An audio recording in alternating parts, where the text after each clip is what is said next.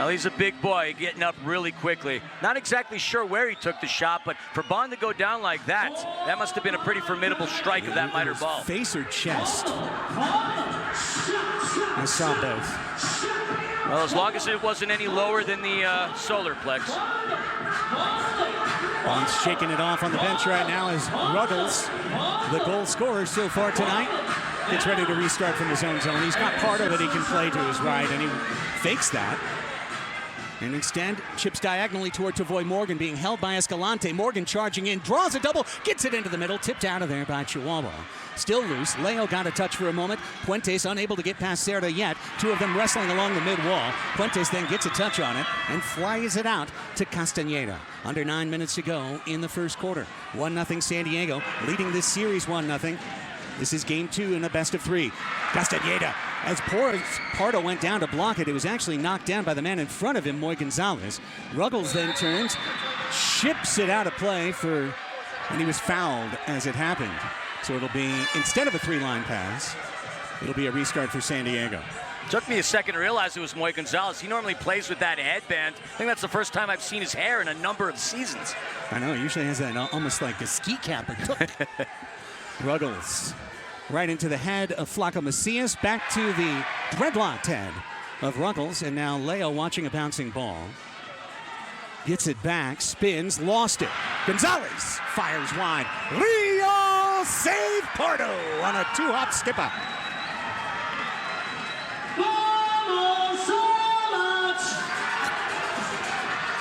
Pardo under pressure. Cleverly steps on the ball. He's used his one touch here. Here's Ismael Rojo, a player who, unfortunately, due to P1 visas, can only play in Mexico. This is just his 3rd appearance for the San Diego Sockers this year. They've all been here. Rojo, a first-team All-League player when he played for Monterrey last year. And the shot from outside by Costa, diving to his right. Reynoso able to make an easy save for him. Under 8 minutes now. Next ball out of play will be our officials' timeout for the first quarter. It's into the corner. Rojo. We call him Big Rojo in San Diego because he has his brother, Juan Manuel Rojo, who's almost the same size, but just a little skinnier.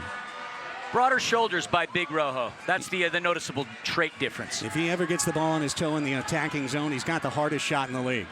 Valle, off the wall. Flaco couldn't bring it down. Rios finds it and is double-teamed on left wing. Out to Romero, 1-0 San Diego. Rios shot blocked by Gutierrez. The carom goes all the way back into the Chihuahua zone. Both teams changing on the fly. Substitutions on the fly allowed in indoor soccer as long as you keep 5 field players and a keeper. And no more than that. Reynoso now. He's going to take his one touch and use it to distribute. Blocked by Cardenas into the wall. San Diego's got it. The shifty young Sebastian Mendez, youngest player on the Sockers at 24. They are a veteran team, the Sockers. Mendez, an infusion of youth coming over from the Texas Outlaws along with the 25-year-old Luis Morales. This one's out of play, and we've reached the official timeout. It's been whistled, and let's take our first pause in the frenetic action of the Major Arena Soccer League, presented by Verizon. These are the Ron Newman Cup finals. It's 1-0 San Diego in the first quarter, and you're watching the CBS Sports Golazo Network. Start, put it into the middle. Leo Golazo! Que golazo! Leonardo de Oliveira! 2-0 San Diego on an absolute beauty. That's one of those jaw-dropping goals that you'll get to see really quickly in indoor soccer. Take a look at that. The scissor beats Reynoso to his right side, and the Sockers go up by 2. This is huge for San Diego. In their game against the Savage at Front Wave, they took an early lead and never looked back. The Savage had to play from behind, and it proved to be detrimental for them. Can San Diego keep up that momentum? Again, folks, reminder, and for those tuning in for the first time, if San Diego wins, it's all over. 17 banners. Chihuahua has to win to force the knockout game. Leo with his second of the playoffs, and one of the sexiest goals you'll see for sure. And up a brace now, San Diego. Couldn't think of a better adjective to describe that goal myself, Greg. Here's Diaz. Savage now potentially to feel the pressure. Shot high, rebound skipped wide by Popper. Couldn't get it clean, and then headed out by Diaz. Back to San Diego. There it is once again. This is how it works today. Sockers win. They win the series 2-0. Savage win, 15 minutes off, and then a 15-minute knockout game. Rojo digs it out of the line. Bounced back to Cerda. These are the MASL Ron Newman Cup playoffs. They're brought to you by Verizon. New and existing customers can get a new iPhone 16 on us. Lock in your price and phone and internet for 3 years at Verizon.com. Reynoso. Gonna air it out, headed by Ruggles all the way back to midfield. Gonzalez. Sockers keeping 5 behind. Pardo got the save on a reaction shot that came from distance. I don't think he saw it, Philly, until halfway there. Well, he was in the right place at the right time. Mr. Clutch, Boris Pardo. And the Sockers defense was too, because Boris had no chance to control that ball. All he could do was get himself in front of it and be a wall. Coming into that timeout, it was 6-3 shots, Chihuahua versus San Diego, but they were really off Star Wars Stormtrooper precision in terms of the accuracy. But Roberto Escalante, a player you can't leave with any space from well outside of territory, because that man could really rifle it in. 8:42 is the official time of goal on the Oliveira goal. Here's Sebastian Mendez. They'll say that touched his hand in the corner. And give it right back to Chihuahua, and San Diego will change 5 men. You mentioned how it was unfortunate that Big Rojo couldn't play over the regular season, but he's looking fit, and fortunately for the Sockers. Costa kicked out. Not having some of the players that they could bring in. Rojo, a big addition considering how talented he is, could be a factor. A difference maker even. Rojo tried to challenge there after he gave it away. Now it's Costa on the pressure. Sockers pressing with just 2 men up the field. Whistle away from the ball. And a quick restart, and they change personnel again on both sides. Taylor Walter Bond back in the game after he took that knock a couple of minutes ago. Yeah, great to see. Lopez gets the ball on a refeed from Arturo Valle.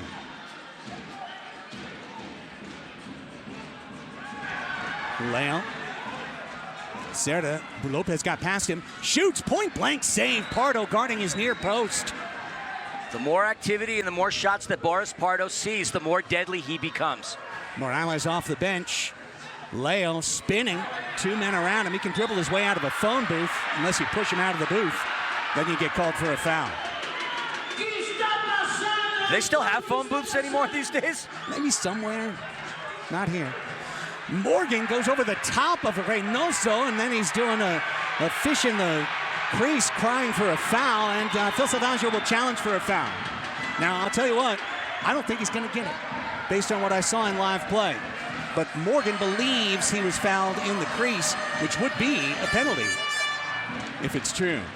MASL video review, and 2 froggy head coaches here, Philly, firing them challenges in the first quarter. Both wanted to jump from one lily pad to the other. Martinez jumped successfully. Let's see if Phil's challenge would be successful. Like you said, if it's accurate, then the Sockers have another opportunity to get goal number 3 potentially. And depending on what the ruling is, it could even be a penalty kick. Correct. But if it's not, you've lost your chance in a grand final to challenge potentially a much more controversial play in the 4th quarter.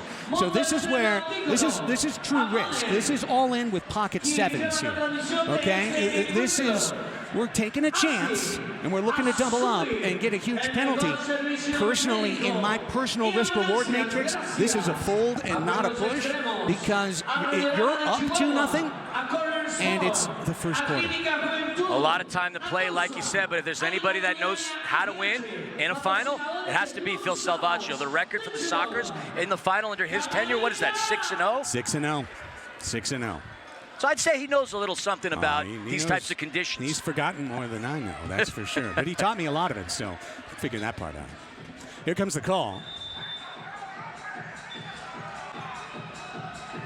No foul. Not even a foul. And that's literally what I thought. I thought I saw in real time Morgan's somersault over Reynoso. And then he was crying for a foul, but there was no foul there. And Morgan is heated, but you got to credit Ben Raymond for trying to control Tavoy. Tavoy is an electrifying goal scorer, but sometimes he does let his emotions get ahead of himself. Credit to Raymond for trying to settle down Tavoy. Now, it looks like they are putting the ball maybe for a common foul? No.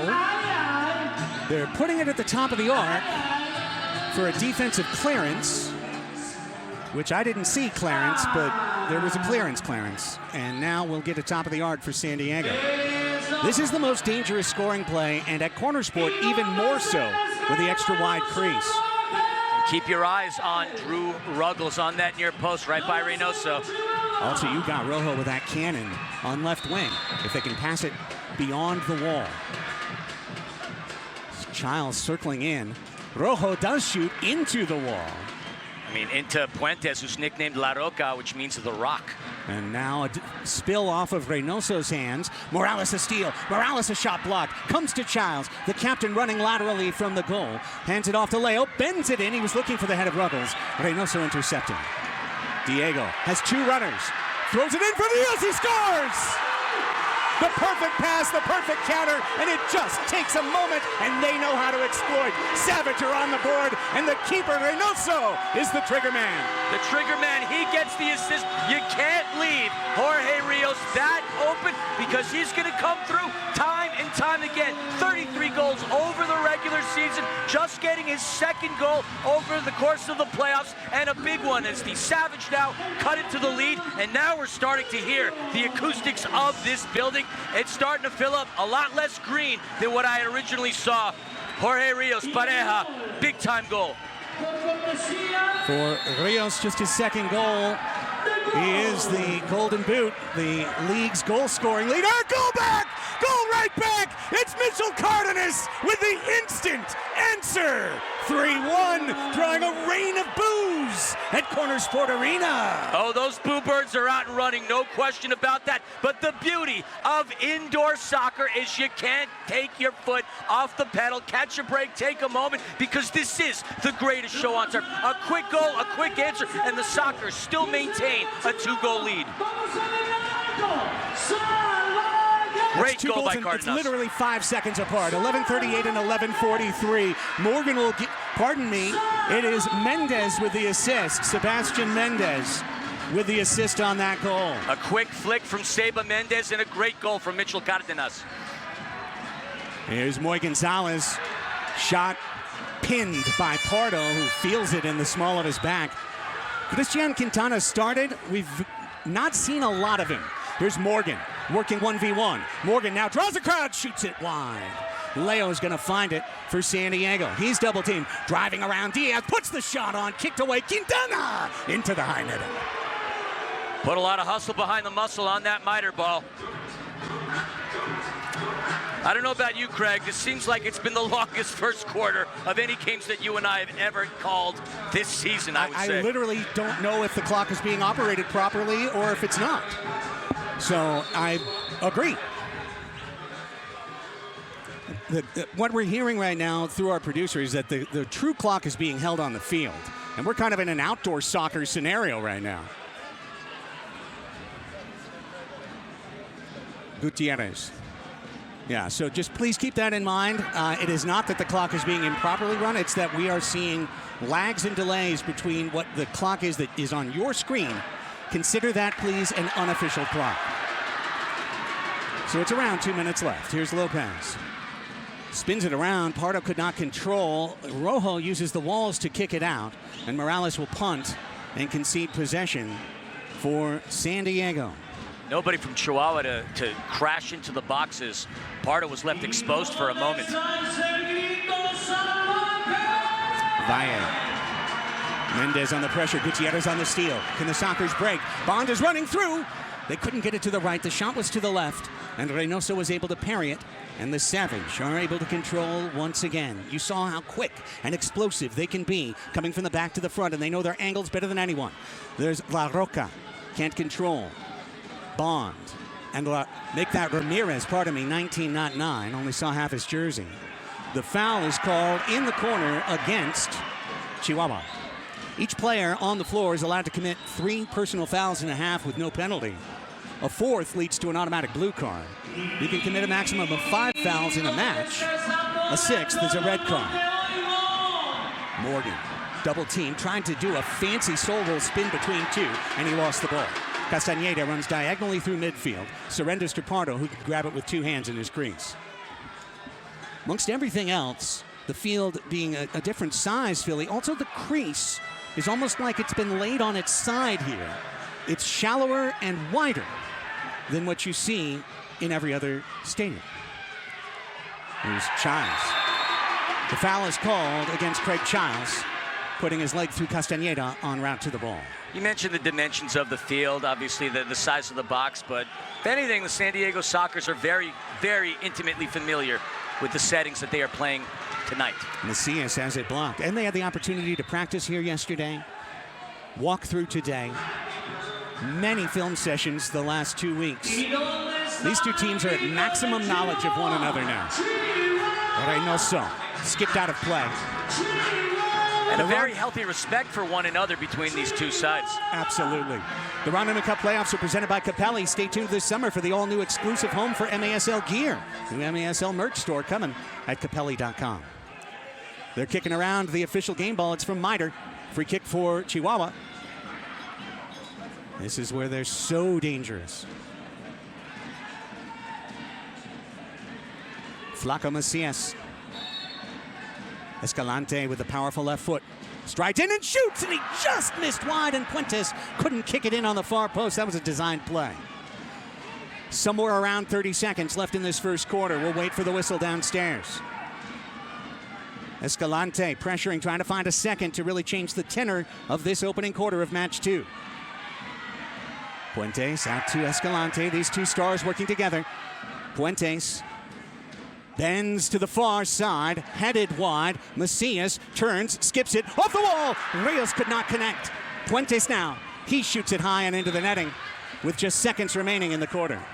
Close call, but there you see the attack that Chihuahua's throwing on there, having the lion's share of shots against San Diego. Looks like they're taking a small tech break here. Give me a chance to remind you to catch the season finale tomorrow night of MASL Monday here on the CBS Sports Golazo Network, as well as MASL TV. Alex Bastiavansky, Phil Levanko, I'm sure, watching from their separate locations. Shout out Utica, shout out British Columbia. We'll recap the 2025 season and tonight's historic finish. It's pretty crazy that we're already in the grand finale of the season. The last episode's MASL on Monday. What's going to be one of the longest off seasons in professional sports, but it's been a fabulous season up to this point. No question about it. All right, I think they are working on the official house video feed, which they are using to put up on the screens here to show everyone the clock.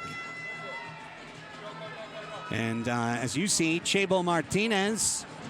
Chebo used to be an assistant coach, Philly, with the San Diego Sockers. Never found his way onto a permanent part of the staff, but he would be a big part of their trainings. He was kind of a training ground coach, would come out, run the first 15, 20 minutes of practice, a lot of conditioning, a lot of drills.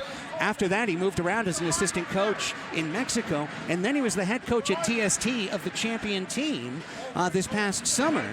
The soccer tournament in Cary, North Carolina. That led him to this opportunity, replacing Janoni Martinez, and boy, he has been amazing. Yeah, you're talking about La Bombonera, the team that won the second annual TST, and that's a tournament that's been dominated by players from the Major Arena Soccer League. Nearly 100 players from the MASL, 96 to be precise, competed in Cary, North Carolina this past June. Pardo able to grab this one. As we mentioned, to come back from break, teams have switched sides, so San Diego running right to left across your screens.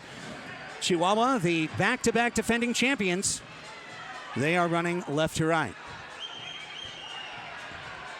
Rios kick save, Pardo. And then Rios got it back. And we want to remind you about Verizon, the official presenting sponsor of not only this quarter, but the entire Ron Newman Cup playoffs. Cardenas charging in, the defender deep in. A surprise goal scorer for San Diego. Best he could do was just chip it for Reynoso. Crowds pounding and screaming. Deafening roar. Leon. Knocked down by Quintana. The world screams for a handball as one. And it's delivered. Well, if the referee had any questions about that, the crowd certainly let him know that that was a mano handball. If you want to talk about a plugged-in crowd, folks, it's this one. Everyone rose instantaneously as one. I mean, this is your first time calling games in here. This is my 5th call. I know you feel the buzz in the building. Popper, his shot is wide, but the rebound is going to carry him all the way back to Miguel Angel Diaz. Possession continues as the first minute's worn off the clock here in the second quarter. Popper. Carlos Popper Hernandez to Miguel Angel Diaz. Escalante and the Savage trying possession here. They have Jose Lopez in the middle. Ball is lifted up high. Pardo can only punch it. He punched it sideways and gets away with it as Cerda was able to retrieve. That was an unfortunate hit of the ball. He had full time and control. This one is off the glass. Lopez heads it down to his foot. Jose Gilberto Lopez to Jorge Leal. Savage have had the ball on their toe for over a minute straight. Crowd pounding drums, pounding their seats, chanting and screaming. Here comes the attack by Castañeda. Warded off by Cerda, who has been a warrior in the corners already in these opening 18 minutes. To Escalante. Roberto Escalante to La Roca. Fuentes with a spin of the ball. Escalante and the Savage have controlled the second quarter so far. Fuentes asking for motion into the box. He's got Ramirez in there with Castañeda. He will step to his right foot. He'll tip it out. It's Escalante, and it was deflected. And the ball bounces all the way back. Blocked by Cardenas. High bounce. Cerda takes an aggressive posture to ward off Ramirez. Can Cardenas get out of hot water here? He's triple teamed in the corner, and he draws a foul. The Soccer's defense is completely regrouped. They haven't given any clean looks to the Savage since the second quarter has started. Not sure what Phil Salvaggio said to them during the break, but we know they've been watching a lot of tape as we had the opportunity to talk to Coach just the other day. Their eyes have been glued on a monitor as well as training in the on the turf, I should say.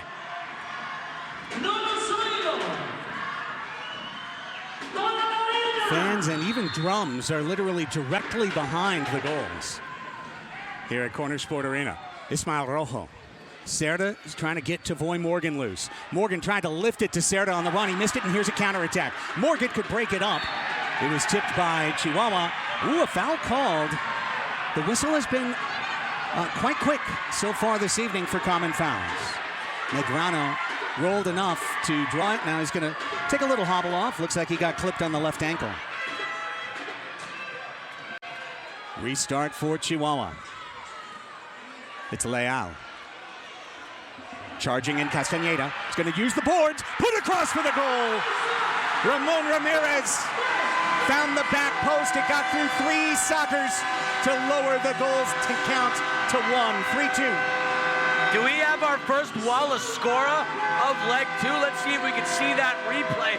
Once again, Savage getting the cut into this lead. But as we saw earlier, the San Diego Soccers didn't rely too quickly or rest too quickly. Let's take a look at that again. Bounce off of the wall. Indeed, that is a Wallace scorer. Pardo nowhere in that box. All that space was created. Taylor Walter Bond tried to do everything he could to stifle the attack. But 3-2 now, still in favor, though, of San Diego. Big goal. Another example of the way that this club knows the corners, the bounces. Think about the Boston Celtics at the old Garden. They knew where the dead spots were on the parquet. They knew the exact spot where a dribble would come up short and you could reach in for a steal. That's the kind of feel I have about how Chihuahua is the master of this domain. Well, the romanticism of the curse of Boston Garden, the leprechaun laughing, is the Savage logo in the center of turf laughing right now. But both teams have an equal amount of chemistry with one another. Their teammates, they've all been playing together for quite some time. Not surprised that they were able to connect as quickly as they did right there. 3:09, that official time of goal. Pedro Castañeda with the assist to Ramon Ramirez's first goal of the playoffs in his first match of the playoffs. Gonzalez shoots wide. The rebound came to Flacco for just a second, but he couldn't control, and then Mendez cleverly chested it to Boris Pardo. Pardo spinning it out to Costa, hoping for a counterattack. Costa is quickly double-teamed and bracketed along the wall. Well played by the Savage, but it comes back to Mendez, but the foul was called on him first. Yeah, it looks like the foul on Costa, contact on Brian Macias. Working through the 4th minute, and the clock should be stopped, but you're seeing an unofficial clock. The official clock is being kept on the floor. Gonzalez will attempt a 1v1 play and is actually called for a foul.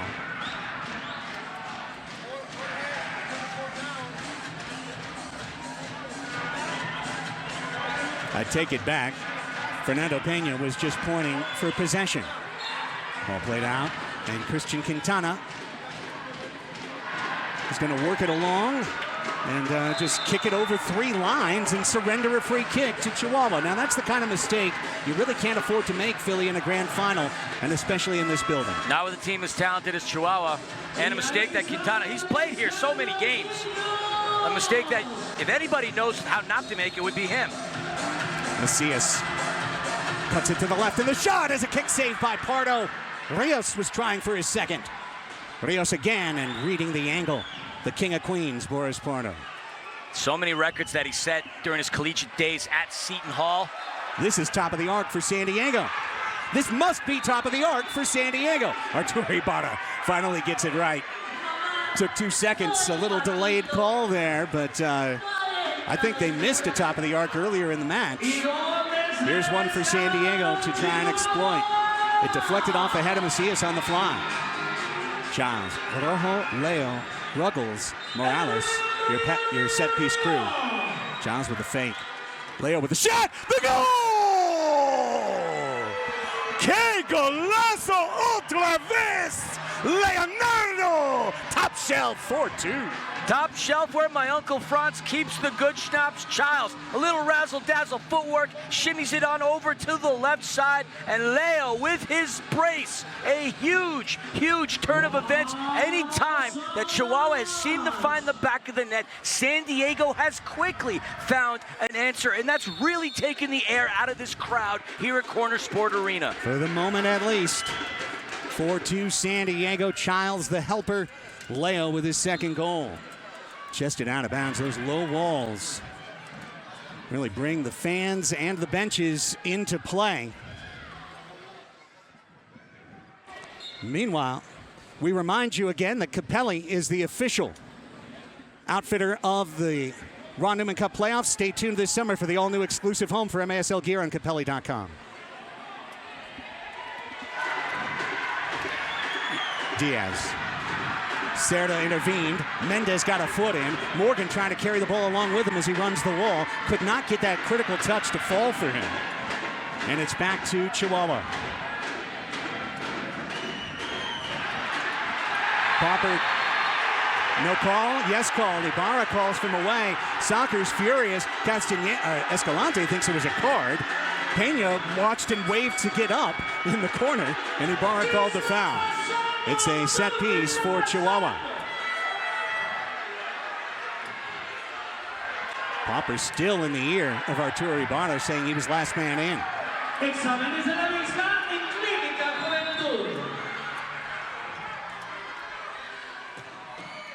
Off the chest. And now Leo got the touch. Here he comes, sending in Gutierrez, and scrambling out, Diego Reynoso. Back for Gutierrez. He shoots too high. Couldn't get under that ball. Excellent defense by Reynoso, nicknamed Tex-Tex. Really took an aggressive gamble to get in the middle of that play. But what a veteran move by Diego Reynoso, one of the best keepers that the MASL has seen. Looks like we've got a timeout on the floor. The officials have stepped out.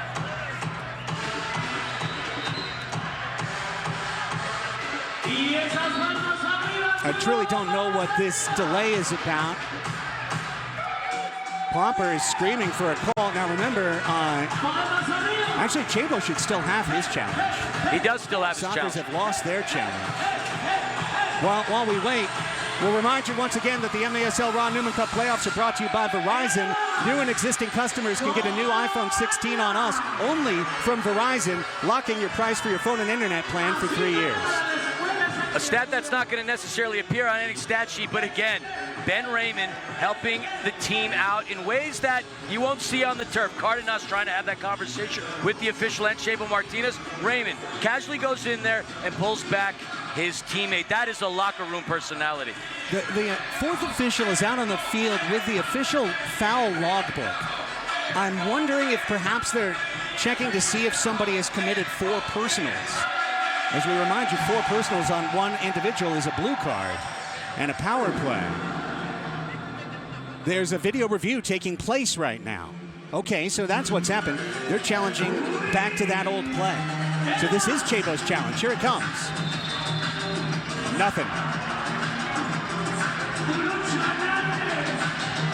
Again, we apologize. We don't get the opportunity to know.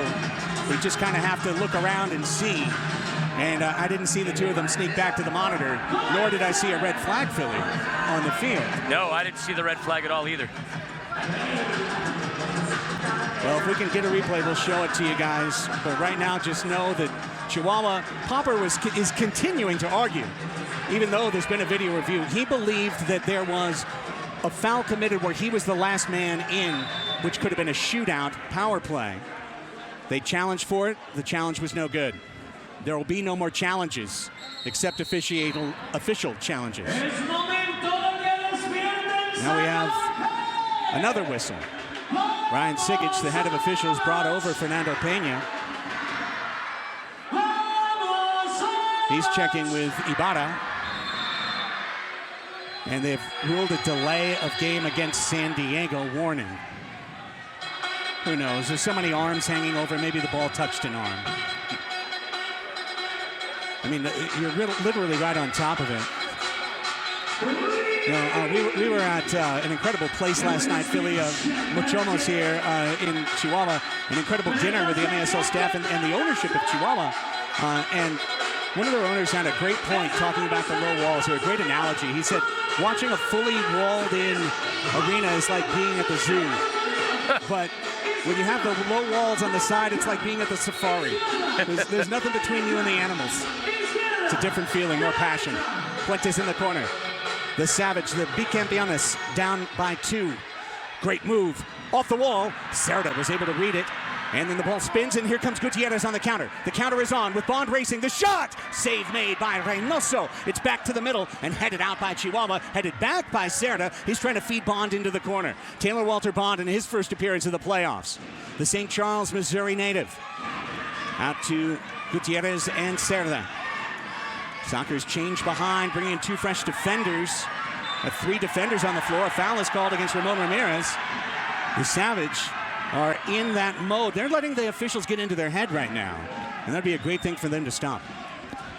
Now, as far as Papa Hernandez is concerned, I mean, he's lucky that none of the officials are giving him a yellow card for dissent with the way that he's been chomping at the bit towards them. I agree. I think it's going to take something special for a yellow tonight. Ruggles parried by Reynoso. Ishmael Rojo tries to come in, but he puts it over the top of the netting.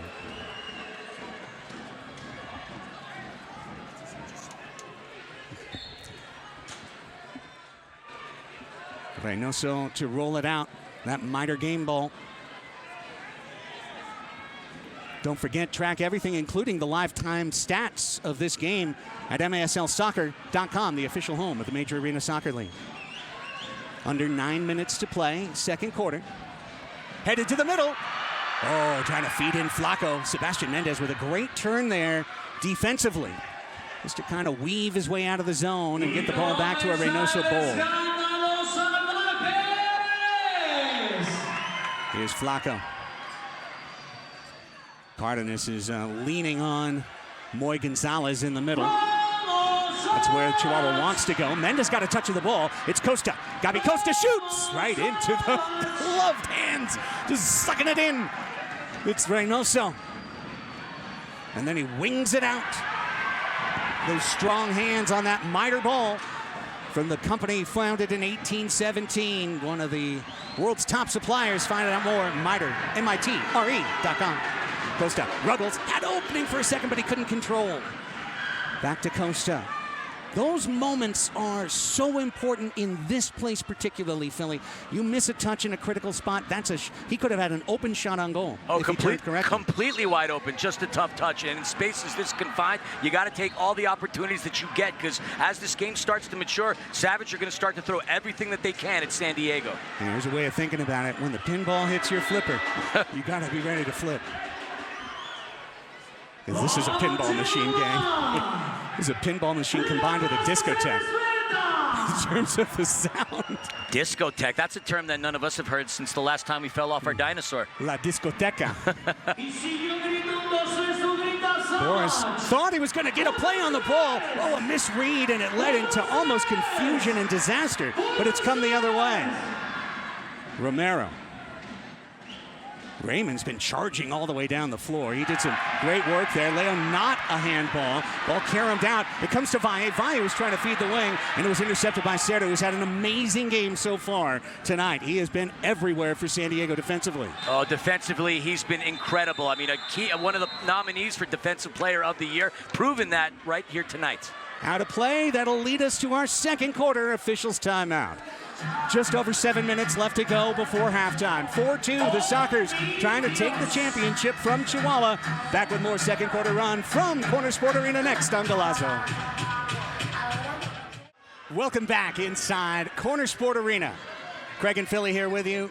Match 2 of the Ron Newman Cup Finals. San Diego with a 1-0 lead in the series and a 4-2 lead in match 2. Chihuahua restarts. The back-to-back champs, who have won 32 in a row against American opponents. That ball deflected off Ibarra. Cardenas called for a foul in close quarters. And that'll be a big-time restart for Chihuahua here, Philly, from the left wing. See how quickly they can capitalize. Look for Escalante to fire one in from just outside, or inside in this case, of what would be the yellow line, but the black line on their offensive third of the turf. Two-man wall for San Diego. Leo's looking to read crosses. Ramirez is going to play. There's the Escalante shot, and Cerda sold out for the block. Cesar Cerda. I don't want to say that was a telegraph play, but everybody on the turf knew that it was coming to Escalante. Back to Roberto for another restart as the ball went out of play, and again blocked by Cerda again. He's trying to set a single-game block shot record, I think, tonight. Here comes Reynoso as the Savage probe to cut the lead to 1. La Roca, Hugo Puentes, 7 goals in 3 playoff matches. Man's got thighs as big as my hips. Yeah, he's so powerful and relentless, too. The deflection skips to the middle. Great run, Castaneda. And then the block by Raymond. Speaking of selling out, Ben Raymond laying out for that. Cerda, with 2 men around him, did well just to get the ball down the floor and allow the Sockers to change some personnel around him. Cerda continuing his battle. Cerda draws the foul. Can I say his name anymore? Cesar Cerda is having the game of anyone on this floor so far tonight. I think he might feel the snub of not being called Defensive Player of the Year because the way he's playing, you'd think he's got a chip on his shoulder today. Childs gets the corner restart for San Diego, the master of the free kick. Puts it to the wing. Oh, Leo gets a missed touch. Corkscrewed it wide. If he catches that clean, he might have a hattie. Here comes Chihuahua back on the attack. It's Puentes with Rojo on him. Puentes puts it on the wall, and Pardo reads the angle as we tick off the 9th minute unofficially of the second quarter. Coming up at halftime, we'll have an interview with MASL Commissioner Keith Tozer that we did a little earlier today at his beautiful hotel in the beautiful Distrito Uno here in Chihuahua. San Diegans watching at the Junkyard Watch Party. Imagine the area we're staying in is Fashion Valley. Essentially, that's where we are. Great comparison. Some of the best restaurants I've ever eaten in my life. Ruggles right on, looking for his second, but easily read by Reynoso. Now, Morgan got the ball loose to Voigt. Corkscrews it off the wall over Ruggles' head. Rojo puts a bomb into it, but he was leaning back. And just like one of my errant tee shots, he sent it too high up as a pop fly. I wouldn't call that a bomb. I would call that a nuke. Just a little bit off target, though, from Rojo. And that's one of those scenarios where he hasn't played many games in the Major Arena Soccer League. The rest versus rust argument can be made on a Rojo's attempt there. Here's Reynoso sending one in. Quintana was able to hold him off long enough for Pardo to pick it off the turf. Using a Dennis Rodman-esque box out on Hugo Puentes. Now the basketball terminology is appropriate. Now this is a mistake. Pardo on his own threw the ball out of bounds. And he surrendered a top of the arc free kick to the Savage, where they are, I don't want to say 50-50 to score, but they are more dangerous at this than any other team in any other place than this. I mean, so many players capable of hitting that long-distance shot, whether it be Escalante, whether it be Jorge Rios to the left, whether it be Pope Hernandez by himself. It's going to be one of those three that are going to try to pierce it through the soccer's wall. Popper fakes and shoots, and it was deflected by Raymond. Taylor Bond back to Leo. Leo, Quintana fires on the wall. He missed wide, but Reynoso got a touch on it with under 5 minutes to go in the first half. Leo sending in Serra. That ball is going to carry him all the way to Reynoso. He keeps it inside his crease. He's able to throw it out. The lefty gets it to the wall. Ramon Ramirez skipped over. Leo uses the wall as a teammate to pass it back. Leal to Rios. Serra steps in on Ramon Ramirez. So does Leo. Leo having a huge game tonight. Leo lost it, got it back, and the foul was called on him. But Leo doing it defensively, doing it offensively. Back 2021, he was the Ron Newman Cup MASL Finals MVP, if I'm not mistaken. That is correct. Making a very good argument tonight as to why he should be in consideration today. Free kick coming right from the attacking line. And paint him black here. Look to your right, Leal, wide open. There he is. Kept it going, though. Kept the ball into Valle. Allows the Sockers to pinch in, and it came out to Leo. Leo gets the foul call. It's been a very, very tight whistle so far tonight, and what that means is players are stacking up fouls in this first half. It could become a major storyline in the fourth quarter. We'll have to wait and see. Well, not one of those games where the officials are letting the boys play. They are calling everything in this high-stakes match. Flacco. Oh, Ruggles tipped it out of play. This is another top arc.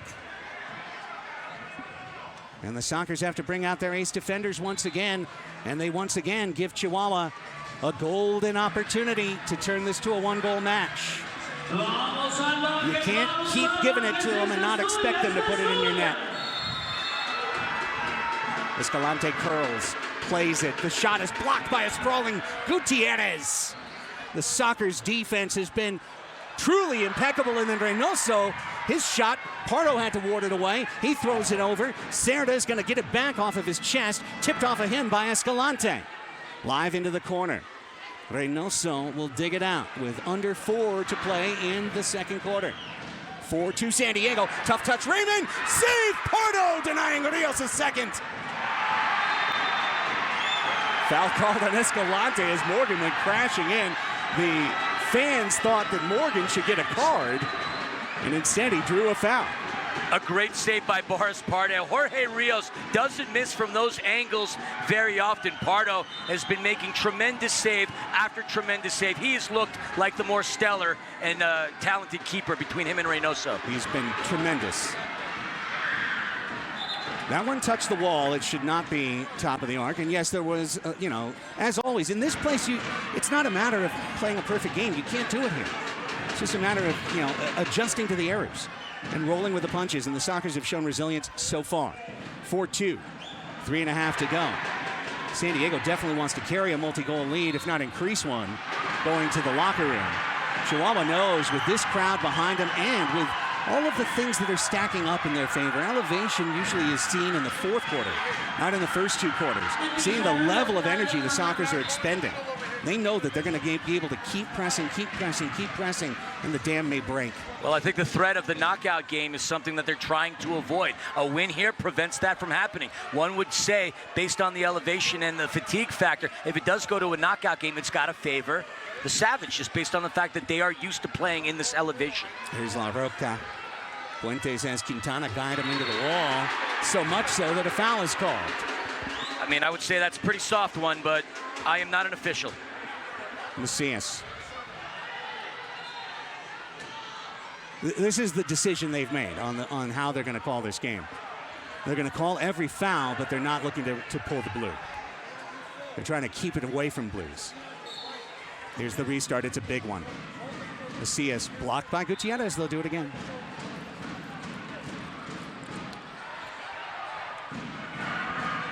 Lurking on the back is Castaneda, along with Fuentes. Fuentes is parked on the post. Castaneda's outside, hoping to get a ball spun to him free. Valle could become a part of this set piece as well, as Pardo sets his wall. And here we go. To the middle, stepping through, it's the Castaneda shot, and he scores. Mexican boxing champion when he's not playing indoor soccer. The game winner against Milwaukee, the through ball that found its way in, and Castaneda with the right, with the left, the jab, the hook, the uppercut. Well, it was only one shot, but either way, it is now 4-3. Let's take a look at that replay again. Nobody marking Castaneda, as he could have driven a bus through the gap that he had, punched it into that upper right corner, and we've got ourselves a very, very close game as halftime approaches very quickly here at Corner Sport Arena. Exactly what the Savage wanted. It's all they needed, really, but they are, of course, going to be greedy and want more, with 2:40 and change coming in this half. Can the Sockers get the answer that they've had multiple times already in this half? Here comes a rush. Here comes Macias with Moy Gonzalez. Sockers get back on him. There's another foul called. It'll be another set piece for Chihuahua. At least their 10th of this half. Now we're really feeling the energy of the crowd, and we're hearing the batting of the drums. And the seats, for that matter. Looking for the equalizer, the champions. They never lose here. They haven't lost here to an American team since February 24th, 2023. Blocked by Gutierrez again. Loose ball to Leo. These guys are playing heavy minutes in the first half. Spun it out to Cerda. Cerda gets past Leao.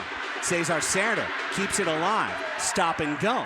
Blocked by Chihuahua. Had his head down. He had Raymond wide open to the right. Loose to Rios. We approach 2 minutes left in this half. Rios spins it out. Open man. Shot and a goal! We are tied in Mexico. Miguel Angel Diaz has put us level with over 2 minutes left.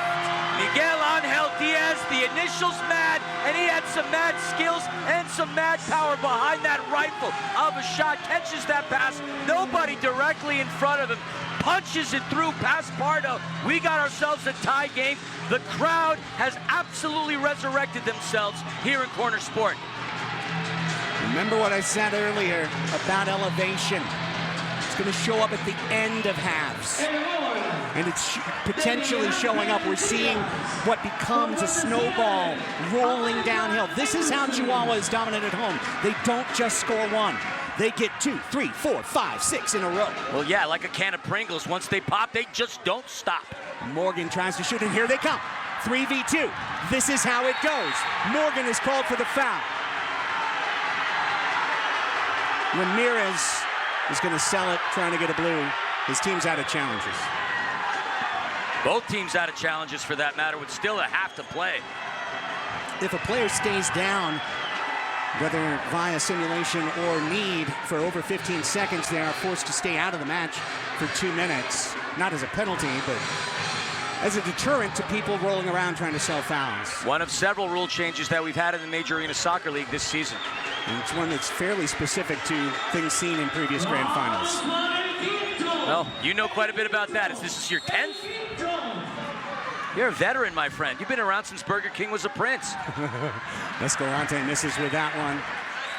Big minutes here in this match, these final 2 minutes. San Diego led all the way 2-0, 3-1, 4-2. But now back-to-back goals. Castañeda from Macias for 4-3, and then Diaz for 4-4. Look out, Reynoso couldn't control, and then Leo couldn't either, and it hops over the wall.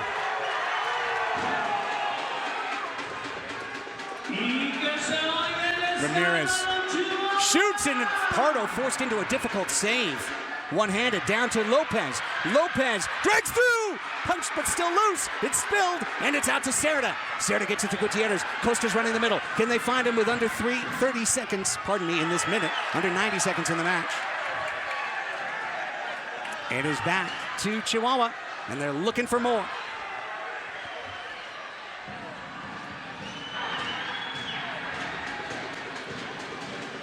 Great defense by Raymond on Puentes. And a foul called on Chihuahua. Silently, I think Ben Raymond's had a very, very exceptional game. Those goals, I can't even be right. They were listed at 5 seconds apart, Castañeda and Diaz. I think that's not right.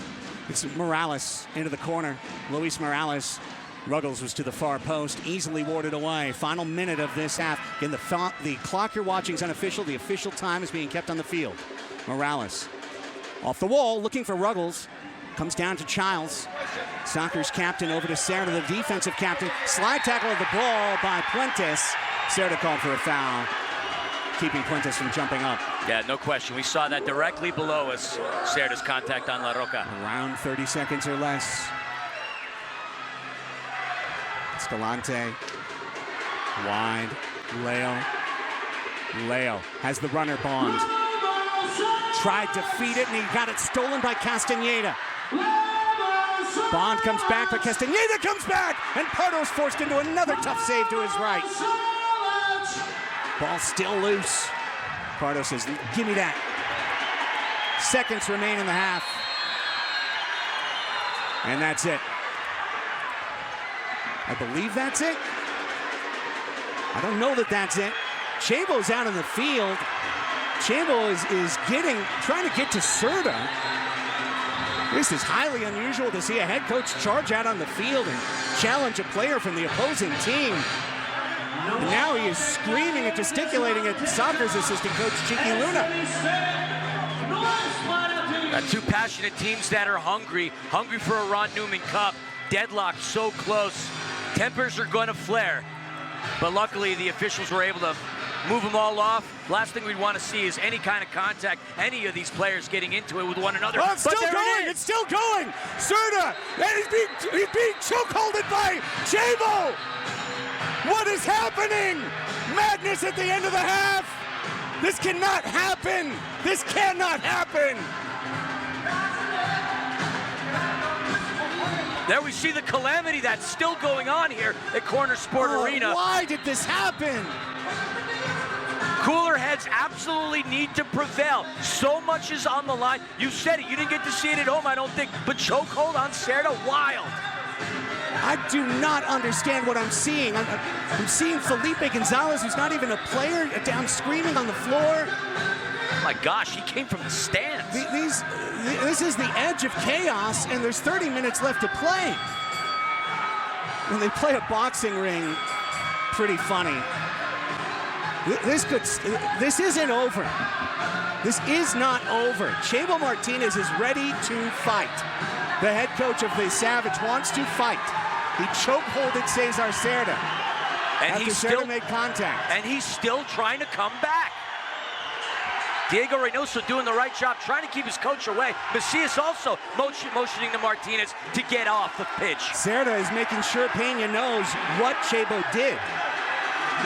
Chabo Martinez cannot remain in this match. Not with the contact that he's made on a player. This is an inexcusable thing that has happened. And we've still got a half to go. Gang, if you think La Pasión es demasiado alto, so do I. So do I. Well, we're eventually going to get to the locker rooms. And I don't know if they're going to adjudicate literally anything as a result there's no chance we're going to get a coach interview, so let's get out of here and go to the half. Both the coaches have left the field of play, and Chabo cannot be interviewed. So the officials are going to gather in midfield, and they've got a long talk to have amidst themselves. Let's go to break. It's halftime. It's tied 4-4. A lot to figure after our halftime entertainment.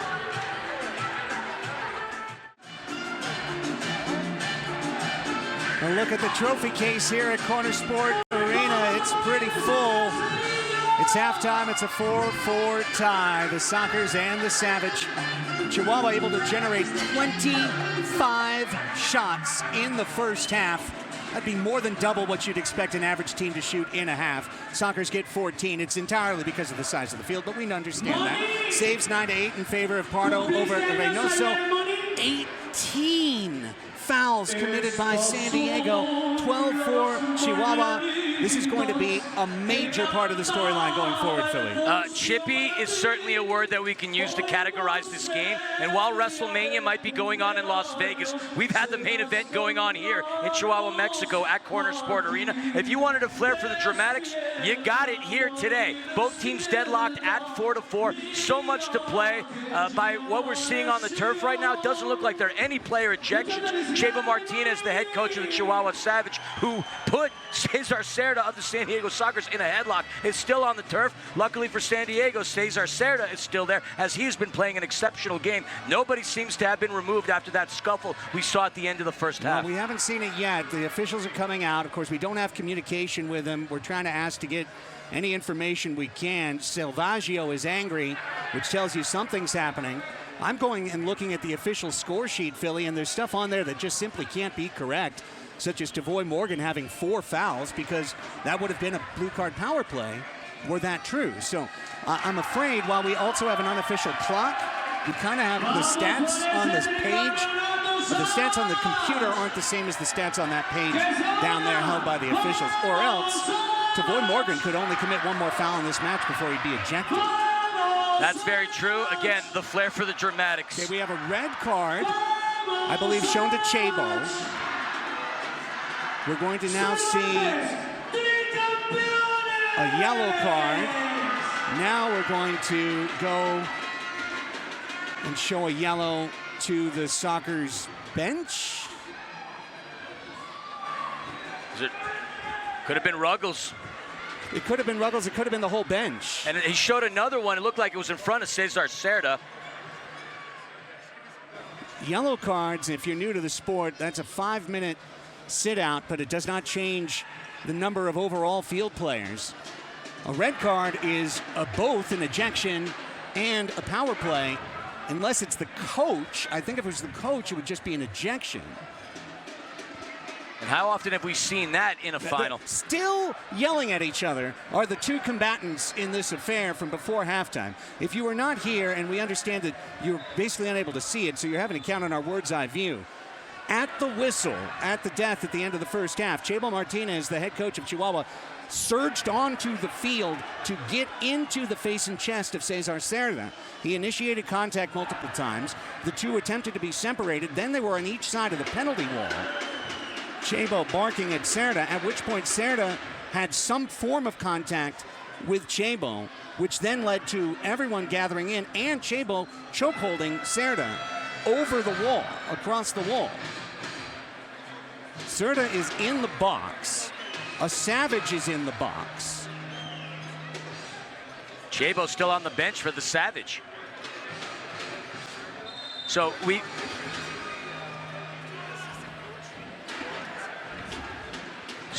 it turns out that Cesar Cerda got issued the yellow. The red card not issued to Chabo Martinez is what we're being told, but to the assistant coach of the Chihuahua Savage. What? Okay. Which is exactly why Chabo is still on the bench. We thought originally that that red card was going to be issued to him. Chaos calamity here in game 2. We'll try and bring you more as we figure it out. On another note, you having a good time? I was. They're still talking. there's a feeling in this place. It's just revved up. It's revved up. And when it's revved up like this, you wonder what's going to come as it continues to tighten. These are the MASL Ron Newman Cup playoffs. They're presented by Verizon. New and existing customers get a new iPhone 16 on us, only from Verizon. Lock in your price for your phone and internet plan for 3 years. And by Capelli. Stay tuned this summer for the all-new exclusive home for MASL gear on Capelli.com.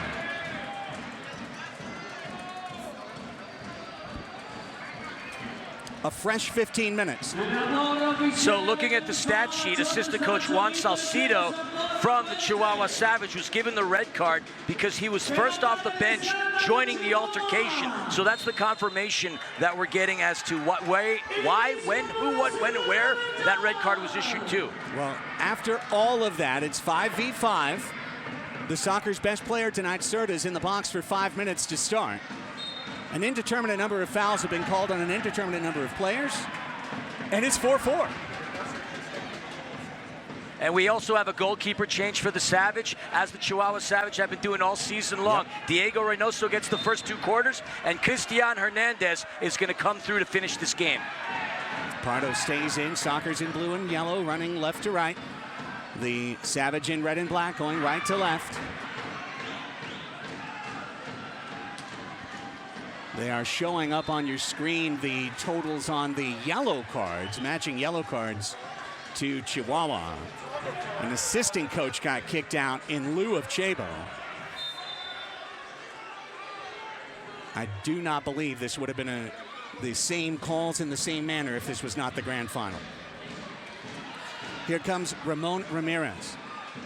The Savage trailed all the way until they scored 2 goals on what's currently listed as a 5-second gap at 12:59 and 13:04. I think it was a tick longer than that, but nonetheless. A tick, a hair. This one's out of play. Whatever unit of measure you'd want to reference. And it'll be a restart for San Diego, a goalkeeper distribution. Pardo under fire in that first half. He made some incredible saves. While Reynoso did have 8 of his own, a lot of those shots went right to his breadbasket.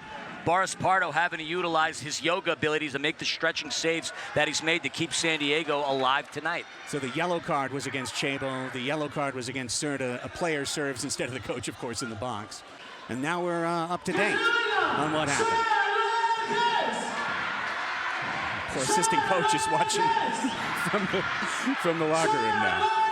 Here comes Moy Gonzalez. Ismael Rojo lifting a ball back to midfield. If you're fresh here, Corner Sport Arena, the smallest field in the entire MASL by 43 feet from standard and at 4,600 feet elevation. It's a house of horrors for visitors, and we saw that in that second quarter because San Diego, in this announcer's estimation, Philly played about their best match of the year for, I'd say, 26 minutes. And then those last 3 minutes, a lot of mistakes, a lot of clearances, a lot of set pieces, and the Savage, they'll just keep coming, keep coming. This game a lot cleaner than the last time that San Diego was in town when they lost 12-2, but you and I were talking about it earlier. It was a completely different San Diego Soccer's team that made the trip down south of the border. There was no Craig Child. Several key members of San Diego weren't there. So those results here in favor of the Savage against San Diego, somewhat skewed considering that Soccer's didn't have their full team. Chihuahua in the corner, back out to Medrano, and now Jaime Alejandro Romero. His shot saved, but the rebound trickled in. Pardo couldn't control it. He spilled it right in front of him, and Flaco Macias has given the Savage their first lead of the night. Flaquito Macias, the nickname the skinny one, in the right place. Pardo had his hand on it, but there you can see Macias muscles it in, and I don't say that with any underestimation of the power that he has when he's inside of the box. He gets to skirt it through, and this is the first lead of the game for the Savage. It's also a run of 3 straight goals, and that's what the Savage do. They put runs on you here. They dispirit you. They break you. And this game is on a knife's edge now. Let's see. This next minute is the most important of the soccer season to date. not to allow a second, third, fourth goal to come in, because this game can get out of hand immediately. They have had the ability, though, to answer very quickly, as we saw it in the first half. But you're not wrong, Craig Elston. If this result holds, well, we'll have a knockout game. The assistant coach hasn't left. The official spotted him and told him he has to get further out. Harnessing his inner Bobby Valentine. He might come out with a fake mustache at some point. Got to keep an eye out on that locker room. See if he has a Mets cap back then. Hey, leave my Mets out of this, all right? Who is he the manager for? Yeah, I get it. Manager for the Mets. Macias with the huge goal, his second of the playoffs. Official time is listed as 2:31 for that. Flacco, the team captain in his 5th year with the Chihuahua Savage. Leo trying to dig it out. This is where mental toughness rises to top of mind when it comes to the visitors. They got blown out both times here. Blown out. If they're not careful, this is where the Savage will run. And you can't overdo it, and that's the hard part. And the player who's played the best for them is still on the bench, and that's Serta. And maybe making the canniest coaching move of the playoffs is Chabo for sparking that confrontation, initiating it, continuing it, refusing to let it go. And all he got for it was to put his worst player in the bench and to put the soccer's best player on the bench for 5 minutes. Very canny.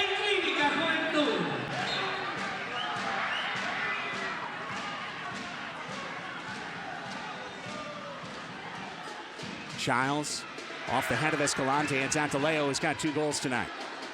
Leo has the hand saved by Cristian Hernandez to deny a third. Outstanding save by Hernandez. The counter's on, and Puentes is open, and so is Castañeda, and he shot it wide. He had Pardo down. Back to the middle. Puentes has the goal. Oh, my goodness. It went off an open goal off his toe. He had a 2-goal lead on his toe. Pardo went for the steal and missed it.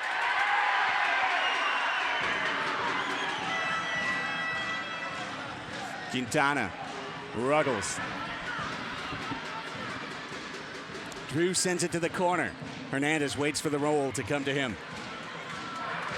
You'll have to forgive me, I did have a thought, but after that run of play, I think my jaw locked up. It's 1 and it could have been 2. Really, it should have been, but it's so hard in the run of play to pick it out of the air. Here's a great chance. Puentes coming down. Quintana gets into his shirt. In the left corner, they battle for possession. Quintana took one to the face. Puentes gets the common foul called against. Technically, contact above the shoulders is a power play and a blue card, but not sure if it actually got him there or not.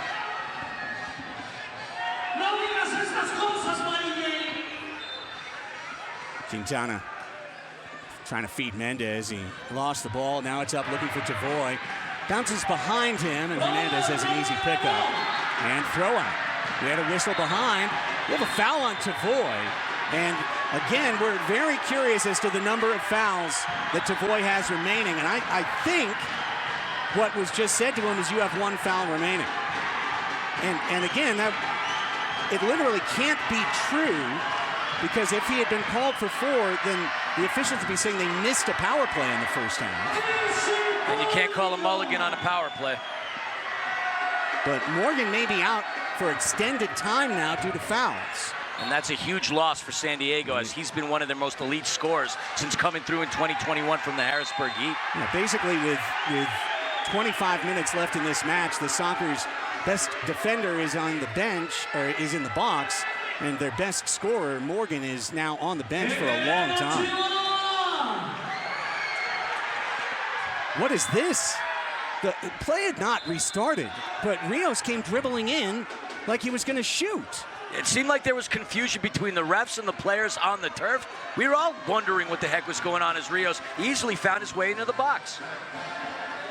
It's been a very interesting game, folks. Again, no No loss for the Dramatics here in Game 2 of the Ron Newman Cup Finals. So much at stake, so much on the line. Savage needing this win to force the knockout game. Again, if Chihuahua wins, there'll be a 15-minute break and then a 15-minute match to decide the Ron Newman Cup. It's trending that way right now, but the Sockers have plenty of time in this pinball machine to turn it around. But look at this. Another one of those random bounces. Leo puts his leg out, it goes over the wall, and it's another top arc for Chihuahua. You'd have to make the argument. During COVID, they had a lot of the boards up. I mean, with the way the boards are here, have to make that argument. Popper. Whistle, foul on Chihuahua during the setup. Maybe it was an interference call. This is a very chaotic environment.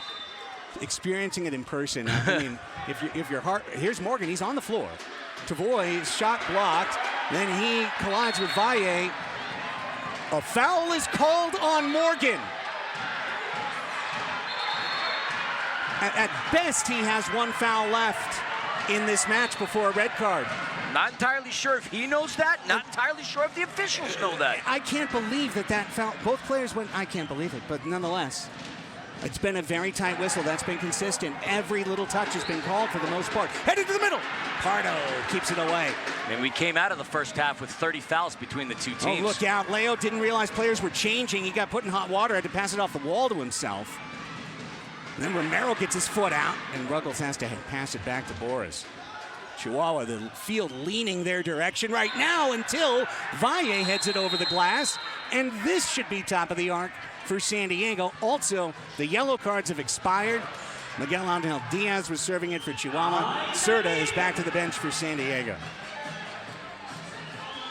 Diaz with a goal in the game. Only him and Hugo Puentes have scored more than 2 goals over the course of the playoffs. Well, actually, no, Jorge Rios now as well. Childs. Saying, somebody gonna do something for me here? What do you want me to do? He's gonna give it to Leo. Leo's gonna shoot, and it's blocked out for another restart. So we're just getting confirmation that 5 fouls on Tavoy Morgan. So keep your eyes, folks, on number 9 of San Diego. Morgan, most coaches would completely bench him for the most of the rest of this match. The Sockers are going to roll the dice. Morgan is out there right now, and I've got to tell you, if he literally touches a Chihuahua player, he's going to be out of this game. And Chihuahua's going to get a red card power play. Childs gets the restart. It's big Rojo, and that's blocked by Popper. Surprisingly enough, the Savage have had no conversions on power play throughout the course of the Ron Newman Cup playoffs. It's true, but they haven't had any playoff power plays here till now. That's true as well. 39% though during the regular season. They're two completely different teams. Savage at home, Savage on the road. Childs lifts it. Morgan traps it. Morgan shoots, but it was partially blocked by Valle, and then Hernandez kicks it out. A bouncing ball for Gabriel Costa. A 5-4 lead for Chihuahua. If the score holds or increases, we'll go to a knockout game to decide the cup. San Diego, if they win this game, they're the champions. Rojo trying to send in Morgan. Serra avoids a slide tackle. Then Morgan cannot foul, he knows it. Jogging behind the play, shot blocked by Costa. Now it's out to Macias, shoots it wide, then gets bumped off the ball. Papa Hernandez, Ismael Rojo made the run. Did he not touch the ball? I guess he guarded it away. He didn't touch it, or else that would have been a pass back, and it would have been an automatic free kick. Now Costa is fouled on the floor. No love lost between these two teams as the physicality starting to brew up nicely. Serta down low to Mendez. Sebastian Mendez! Golazo equalizer. Seb Mendez has tied the match at 5. An outstanding young player who made his way to San Diego by way of the Texas Outlaws, where he was a superstar. There we see the replay again. Smashes that one past Cristian Hernandez, and the San Diego Sockers have themselves an answer right here in the third quarter with 8:22 remaining in the third. They have the equalizer. We know the Sockers don't want this game to go to a knockout for multiple reasons, and Seba Mendez puts in a quick answer. We're tied at 5. Mendez with the goal at 6:08 officially. I think there was an assist on that play, but we'd have to go back to find it. Serta off the leg of Diaz. Coming in as Romero. Takes it back for Chihuahua. Castañeda shoots it in. Running laterally was Lopez. He blocked it away from Pardo, who's waiting for the ball to come to him. That's one of the plays I see Chihuahua run all the time, is they know one guy's going to shoot from the left and then a player runs in from the right. They're looking for those critical rebounds off of these dead boards that they know how to read better than anyone. Like this, the spin, Castañeda. Whoa, baby! Puentes tried for the goal of the century, and Pardo saw it off the frame. This one headed back to Hernandez. About halfway through, looking for the media timeout, the official's timeout, I should say. On the next out of play, Romero gets that low bounce. That's another one that they know right there, Philly. Kick it low, and the ball pops up high. Again, it's the Boston Garden of the league. Mendez kicks it into the corner. And if you don't play here all the time, you can't know all the bounces. Quintana blocked one down, shot it wide. It's just going to be touched down by the waist of Escalante to the hands of Reynoso. He throws out Romero. Romero is challenged by Quintana. He pushes it back to the man in the middle. Castaneda shoots wide. Puentes chests it down. Puentes shoots wide off the glass. Romero corkscrews his attempt on the second rebound into the corner. And Quintana with his hands up, saying, I didn't do it. Ibarra calls another foul. You talk about how this place is the Boston Garden. One thing's for sure, between the two turfs, the turf here at Corner Sport Arena, a lot harder than what we saw at Front Wave Arena. The difference also being that this is a new ball that they're using in the playoffs, so it has a different bounce than what the Savage were accustomed to during the regular season. Corner restart. Player moved the ball with his foot. But the whistle hadn't sounded, I guess. Castañeda has it. Serta was waiting to take it away. He could not, and the Savage maintained possession. Barroca again heading it toward the middle. Knocked down Leo, close to a high boot. Gutierrez got pulled off the ball by Castañeda. Easy call to make, yanking on his arm like he was a one-armed bandit in Las Vegas. Another reference to Las Vegas. You wanted WrestleMania, you got it right here. There's been a lot. Look out. It's Ramirez with a runner. Ramon Ramirez off to the runner. Back to Puentes on the right corner. He scores! Hugo Puentes has put Chihuahua back on top. Hugo Puentes, La Roca, the Rock, a sturdy presence for the Savage this entirety of the playoffs. Gets the nice pass to him, finds space getting by Cardenas, slips that through on that bottom corner, and the Savage take a one-goal lead. It's the officials' timeout. Over 6 minutes to play in the second quarter, 6-5. Chihuahua looking for their third straight championship. Will they get it? We're back with more on Golazo. Puentes with his 8th goal of the playoffs from Jorge Leal at 8:44. A go-ahead goal for Chihuahua. They lead San Diego 6-5. Craig Elston, Christian, Philly Filliman with you from the balcony here at Corner Sport Arena in Chihuahua. More like the roof. San Diego has answered once in this quarter to tie. They have Tavoy Morgan playing with 5 fouls out on the floor. Any foul committed by Tavoy is going to be an automatic red card, ejection, and a 2-minute power play for the Savage. Morgan would be eligible to return for the knockout game if it came to that. Morgan. Coastal just goes for glory and draws the jeers from the crowd. There's no environment like this anywhere in indoor soccer. Nothing like it. I've never seen, honestly, in 14 years of doing indoor soccer, a more connected fan base, working as one. And you finally have the privilege of being in here. It was just me and my former colleague, the Dr. Jonathan Reimer, that got to call games here. It is a cauldron. It is a loud environment. You can understand why it's been a fortress for the Savage for the last 4 years. It's unlike any environment, unlike any atmosphere in the Major Arena Soccer League. It's quite fun, though, in the grand scheme of things. Sure, there's been a lot of chaos, but the crowd, they're on top of you. The acoustics of the building make this 1,200 capacity place seem even louder than what it really is. And that's so true. And that's why it makes this place really difficult to play in. Well, Gutierrez had a missed shot there, 2 in a row for San Diego. Morales tried to head it to Mendez, and because of the bouncy turf, it bounced over the wall. Again, every little thing San Diego's used to, it's just slightly different here. And those details are the difference usually between winning and losing. That's why, again, Chihuahua has beaten 32 consecutive American opponents here. There have only ever been 4 wins in 4 years here for an American team. 3 of those, San Diego. Those were on their first 3 trips. Okay? Since then, nothing.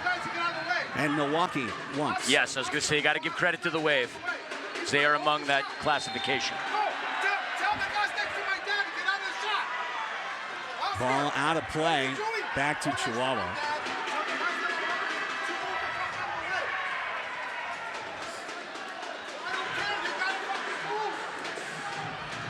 Yeah, the Savage started their first season 0-5-2. And then still push the Sockers to the distance in the playoffs. We'll also keep in mind that they had a lot of players from their M2 side that went 18-0, a completely different team. Here's Leo. Down to Craig Childs. Childs trying to create in space. He got it through to Ruggles. Back to Childs. What a save! Christian Hernandez, save of the match so far. Leo, Costa. Oh, right through Childs and Ruggles. That could not connect. If it did, it's probably in the net. Pardo fires one down the floor, and he commits another error, a 3-line pass. Another unforced error that leads to a offensive attack line, free kick. It's been a tough couple quarters for the Sockers veteran goalkeeper, but again, in this chaotic environment, it's almost like evaluating a pitcher at Coors Field, you know, like back in the day when the Rockies could score. The Rockies scored? Not recently, not in 2025, but they used to. And it used to be that if a pitcher gave up 6 runs at Coors Field, it was a pretty good outing, you know, and it's kind of like that, giving up 6 goals in Chihuahua.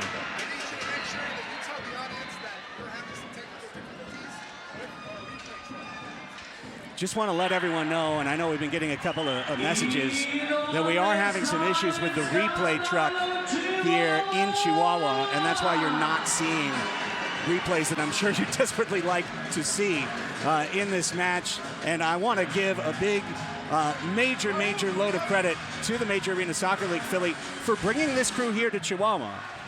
It's not an easy place to broadcast from. No, it isn't. I mean, we've had to climb the ladder. Obviously, the things are the way that they are here, but we're here. We made that trip. We're trying to give you this English broadcast to the best of our abilities, and we certainly appreciate your patience for hanging tight with us. At the very least, you're being privy to a very exciting game of indoor soccer, and you could get to see how crowded this place is right now. If you see that top ladder where the Mexican flag is on your screen, that's where we are. So hello from Corner Sport Arena. Hi. We are.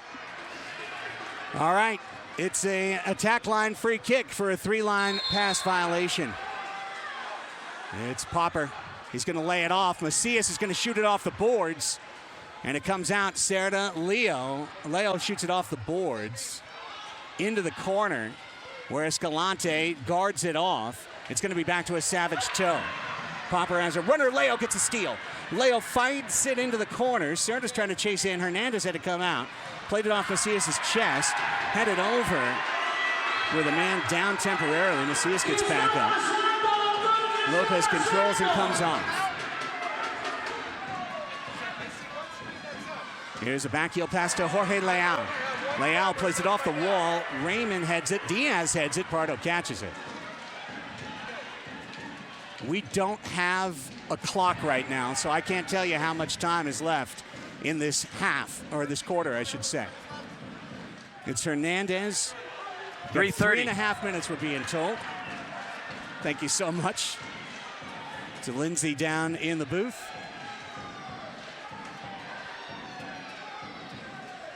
Now we've lost all the video screens here inside Corner Sport Arena. We're playing old school now. Puentes. Oh boy, that was off the toe of Rojo. Back into the middle off the head of Rojo. Pardo grabs it off his back. Pardo screaming at Ibarra for what he believes, I think, is a foul on Puentes. Morgan comes back out for San Diego, standing on 5 fouls. Mendez to Cerda. Sockers try to play out of the back. Christian Quintana went off of the leg of Fernando Pena, who shrugs and says, I'm part of the field. Back the other way, 3v2. Here they come, looking for more. The Savage Cerda steps in. Huge challenge. And the foul is called on Medrano on the floor. And that's just an example of why the Sockers need him on the turf. Cesar Cerda has been a lockdown defender this entire game. What a crazy match. Crazy's an understatement, my friend. Cerda to Pardo. Boris with the slow pass. Quintana slower. It was stolen. Here comes Pedro Castaneda. Oh, Mendez for the slide tackle. Mendez gets drilled by Puentes. Elbow out, no blue card. That could have been. I mean, Mendez is still down on the turf. It looks like he took a big shot off of Puentes. If anything, he bounced off of him, but the defense that he had there really prevented what could have been another goal from the Savage. Mendez quick, back up to his feet, heading to the bench. I don't know if they're gonna call a blue card in tonight's match, and I'm guessing they won't. That was absolutely, in my opinion, a card-worthy foul. Elbow extended. I've seen it called so many times. 3-line pass on San Diego. The errors stacking up like we're watching a Tuesday night college baseball game. Another attack line set piece. We're down to under 224 specifically left in the quarter.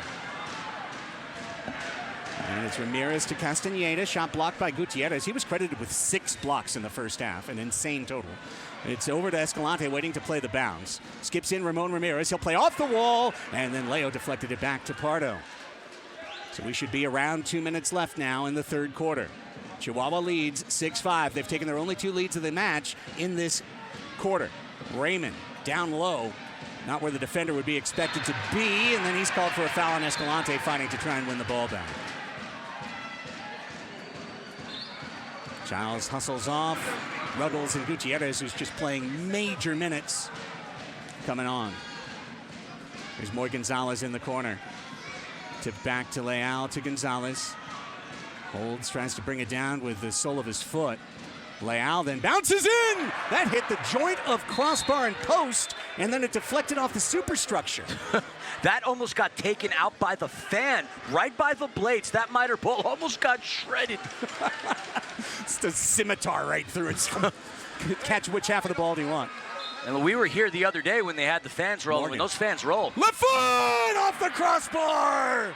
Oh, a towering shot there with power, but just high. Costa, still to the left. Shot blocked in the middle. And it's taken back out by Moy. Stolen back for a moment, redistributed. Pardo's got it. Final minutes of this quarter. Ruggles sending in Childs. Childs got bumped off the ball. It's right back to the Savage toe. They've had 2-1 possession in this quarter at least. We're approaching the magic minute here, the third quarter. Right now, we've got a minute left. Open. Lopez with a man in the middle. Sockers get back. Now it's Rios. Oh, it went off of the hand and arm of Ramon Ramirez. They didn't call it. It's back the other way. It's Gutierrez trying to cut to his left foot. He's got Morales off the bench working with him. The ball comes along the bench wall. It's to the Savage. Good step to the middle, tripping himself as the player. Cerda takes the ball. Morales shoots off the face and shoulder of a Savage player. Ouch. Cerda again, just everywhere defensively, sliding in between dangerous moments. And he had an interesting season during the regular year. But boy, is he stepping up big for San Diego tonight. That player got up. Trainer did come out to check Valle. That might be a 2-minute sit-out for Valle. Unless they say they got him out in time. Well, that's up to the officials. It's like we're about 29 seconds from the expiration of this third quarter. All right.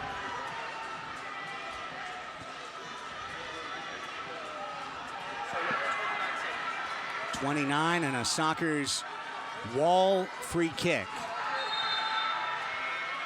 Who could step up here? Childs curves it off the wall. He's looking for Morgan. It's going to bounce out to Cardenas. Cardenas tried to shoot it on one try. It's played along the wall by the Savage. Stepping to the middle, Jose Gilberto Lopez. And Cardenas will be able to ward off Macias here. Play it off the corner. Look out. Gave it up to Popper. Nobody on the back post. Cardenas then spins one with 4 seconds left in the quarter. Macias will see this one out. That's the end of the third quarter. Chihuahua has won the last 2 quarters. They won the second quarter 3-1. They win the third quarter 2-1. The total aggregate is 6-5 Savage. We're 15 minutes away from a knockout game unless SD has a +1 in their pocket for the fourth quarter. Back with fourth quarter action from Chihuahua next on Golazo.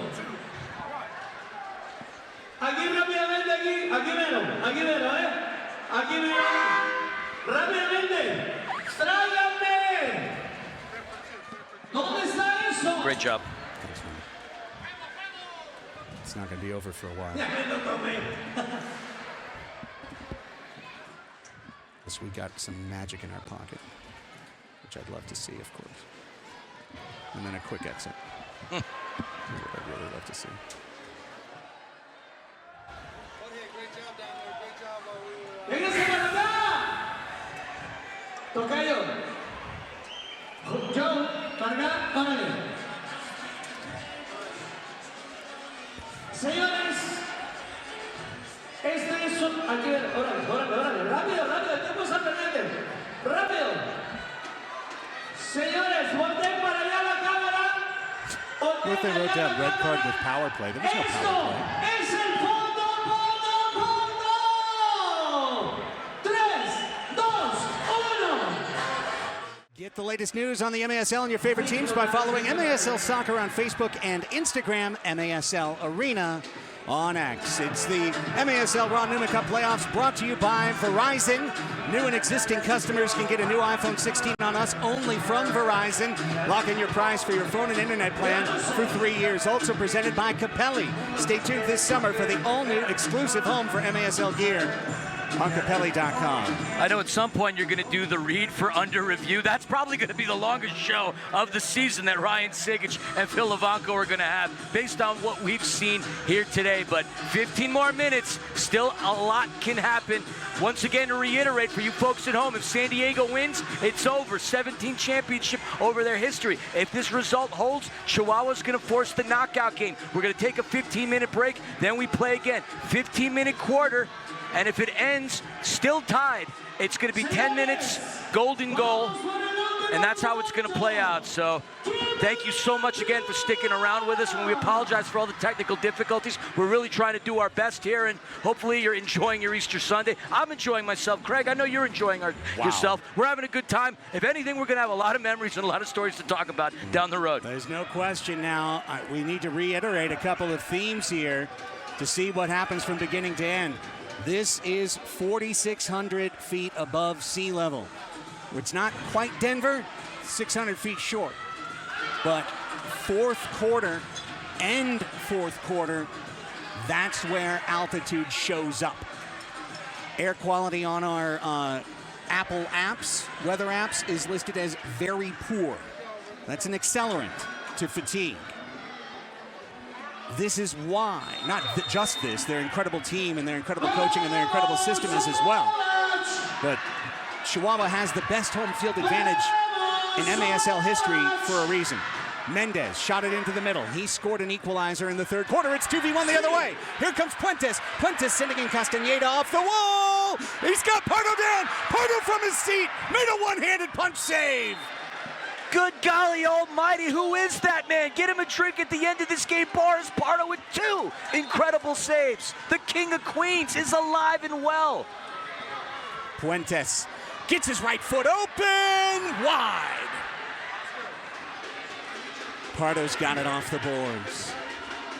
The long throw out, holding Childs was Escalante, kept him off the ball. Quintana, Mendez in hot water, 2 men around, and Puentes fouls Mendez, clips him across the shin. Mendez is going to need an ice bath after today's game with the amount of hits he's sustained. Cerda to Quintana. Christian Quintana took a hamstring injury in game 1. He's playing.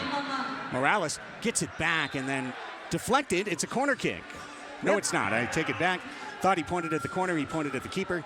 They're kind of both in the same line of his point, Fernando Pena. It's a goalkeeper distribution. We haven't said Morales' name often, and here's a guy who scored 4 goals in the playoffs, leading San Diego. Boy Gonzalez flicks it, and trying for the incredible scissor kick was the Savages. Wheels, he got it back! And a save, Pardo! Redemption song for Boris Pardo with amazing saves in this fourth quarter. It's beyond hot in this building, but Boris Pardo playing with ice water in his veins. A fantastic kick save, but also great defense by Ben Raymond moments prior. Rios wound up 1v1. Point blank. The shot is wide. Rios is waiting for it. For Chihuahua, the MVP, wide. Back to Romero. Kicked up into the air. Raymond is conceded atop of the arc. Considering the amount of balls, the miter balls that TV screen has taken, it's amazing that none of the pixels have been knocked out. That's a classic example of the size of the field being a difference maker, because that type of play would have fallen short of regulation walls, but it goes over the short wall. Escalante back, popper, goal!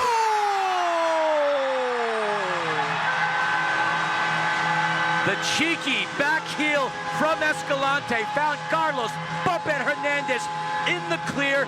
He muscles it through, looking at it once again. There you see it, smashes it. Que golazo on CBS Sports. Golazo. Savage pad their lead. First 2-goal lead for Chihuahua. This game's headed to a knockout game unless things change dramatically now in this fourth quarter. This is what the Savage do. They wear you down and then they blow you out. And right now, they're thinking about winning by 5, winning by 6, winning by 7, putting a statement into the Soccer's heads as they walk exhausted back to their locker room, having been running in twos for most of this match, hoping that they'll have something left in them for a 15-minute knockout game. Bond, off the wall, no one there, but men in red and black. Chihuahua, this is how they take control. Not like the halftime chokehold. This is a different kind of chokehold. A chokehold on the game. They apply pressure and they keep squeezing. You can't say enough about why Chihuahua is trying for 3 straight championships. Look, they've got the crowd behind them. They've got the chemistry, the knowledge of how to play in this building. They've won back-to-back championships for a reason. It's not luck, not with the talent that they possess. We save proclamations for when we believe them to be true. The next goal is huge. If San Diego scores, it's a match. If Chihuahua scores, the Sockers are not going to come back in this environment, in this situation, from 3 goals down in the fourth. Savage currently with 33 shots to the Sockers 24. Rojo, who has not been able to find the net once tonight. Literally all of his shots have been high. He shot it high again. Under 13 minutes to play in the fourth quarter. Savage, who at one point trailed 4-2. Since then, it's 5-1 Chihuahua. You gotta give a lot of respect to this talented, tenacious Savage team. They know how to operate in the cauldron. They know how to thrive in the chaos. And they put their opponents through the ringer.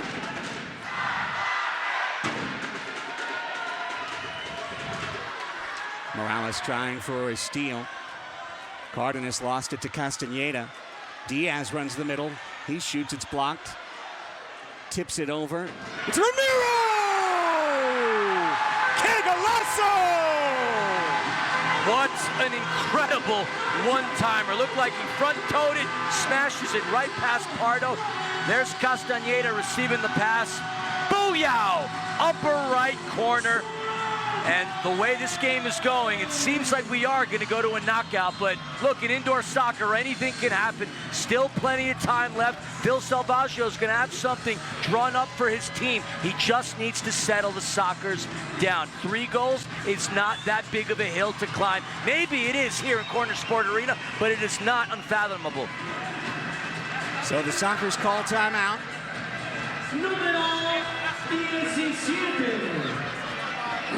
Once again, reminding you, as things stand, unless San Diego can outscore the Savage by 3 in the next 12 minutes, there will be a 15-minute break and then a 15-minute knockout game. It's like starting a brand new game. You can submit new lineups. All the fouls are erased. All the cards are erased, unless someone gets a red card in the run of play. And it's like starting a match at the beginning of the 4th quarter at 0-0. If at the end of 15 minutes it's still tied, you go to golden goal overtime. For that top scenario to come through, the Sockers would have to do something no one has done here in the history of Corner Sport Arena. No one has ever come from 3 goals down against the Chihuahua Savage in the 4th quarter. It hasn't happened in the 4-year history of the club. But to quote the movie Dumb and Dumber, you're saying there's a chance. Of course there's a chance. San Diego doesn't put up 16 banners throughout their history if they don't have the mentality that they can come out and win. They've been on the ropes in several games over the course of the past couple seasons, and they've managed to find a way to come back. Will that Sockers magic reign supreme here at Corner Sport Arena, or will the Savage find their way to the knockout game? Look, 12:08, so much time still to be had. So much time. But that time is feeling your lungs burning, your heart racing. Trying to find a calmness, a poise in a situation where the decibel levels are over 100 in here.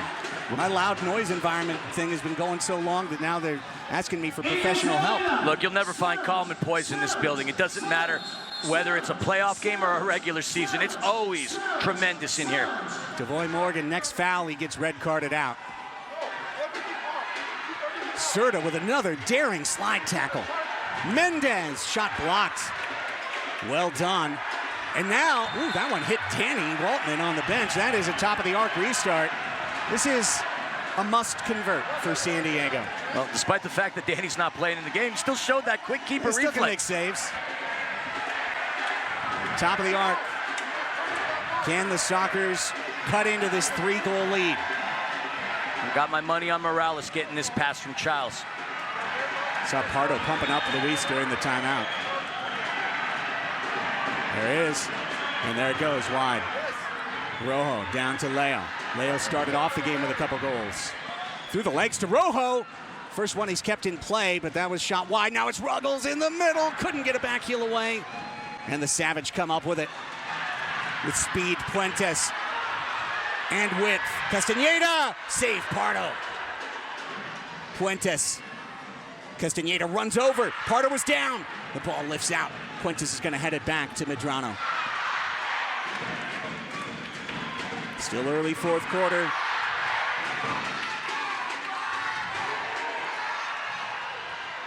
Trying to find it was Ramirez, or Rios off the bench. Romero finds it instead and holds. Outside the black line, drops it back. It's played down into the corner to Moy Gonzalez. Rojo fighting with him for the ball. He gets it loose to Leo. Leo's trying to send in Childs, but in honesty, he just gives the ball away. That pass had no chance of conversion. Open, Ramirez, 2v1 with Moy. Ramirez for the game. He missed it. And a foul's called on San Diego on the shot. And another set piece coming for the Savage. They've had a lot of opportunities. Challenge.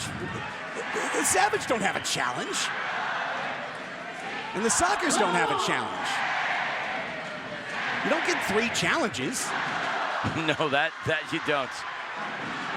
You think of a new rule change if you throw out a challenge flag when you don't have one. Kind of like if you call a timeout in basketball, you get a technical foul. That might be an idea to warrant a card in the future in upcoming MASL seasons. All I can think is that maybe that second one, we said we didn't see a flag. Maybe the officials initiated Yeah, and maybe that's what happened on the second review, because certainly this is a second challenge flag being thrown by Chihuahua. What they're alleging is that Moy Gonzalez is being taken down as the last man in, and it should be a power play. We apologize for not having replays for you here. There are replays down there, but our replay truck has been disabled throughout this half. That's why you're not seeing it. Here we come with the call. Are they fishing for their card? It's just a common foul. So the call was not changed. Certainly now Chihuahua's out of challenges. But this is as good or better than a top-of-the-arc free kick. This is a free kick to ice this game from inside the arc. Again, San Diego has the parachute of the knockout game. At some point, if you fall behind here, you got to start thinking about taking your stars and resting them and keeping some fuel in the tank for quarter 5 of this championship. Certainly that would be the case if another goal gets scored. Blocked by Cardenas, out of play, restart on the wall.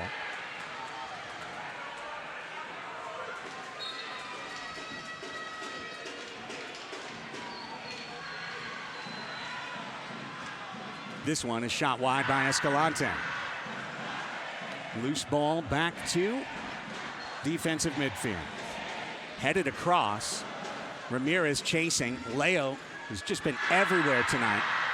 He and Serta playing such a connected game. Raymond saw that one off the schnoz. That hurt. Both teams crying for something. But nothing to challenge for. There's so much passion out there. And just give the Savage so much credit. A 4-1 second half after getting those late 2 goals. 6-1. Chihuahua has outscored San Diego since they took a 4-2 lead.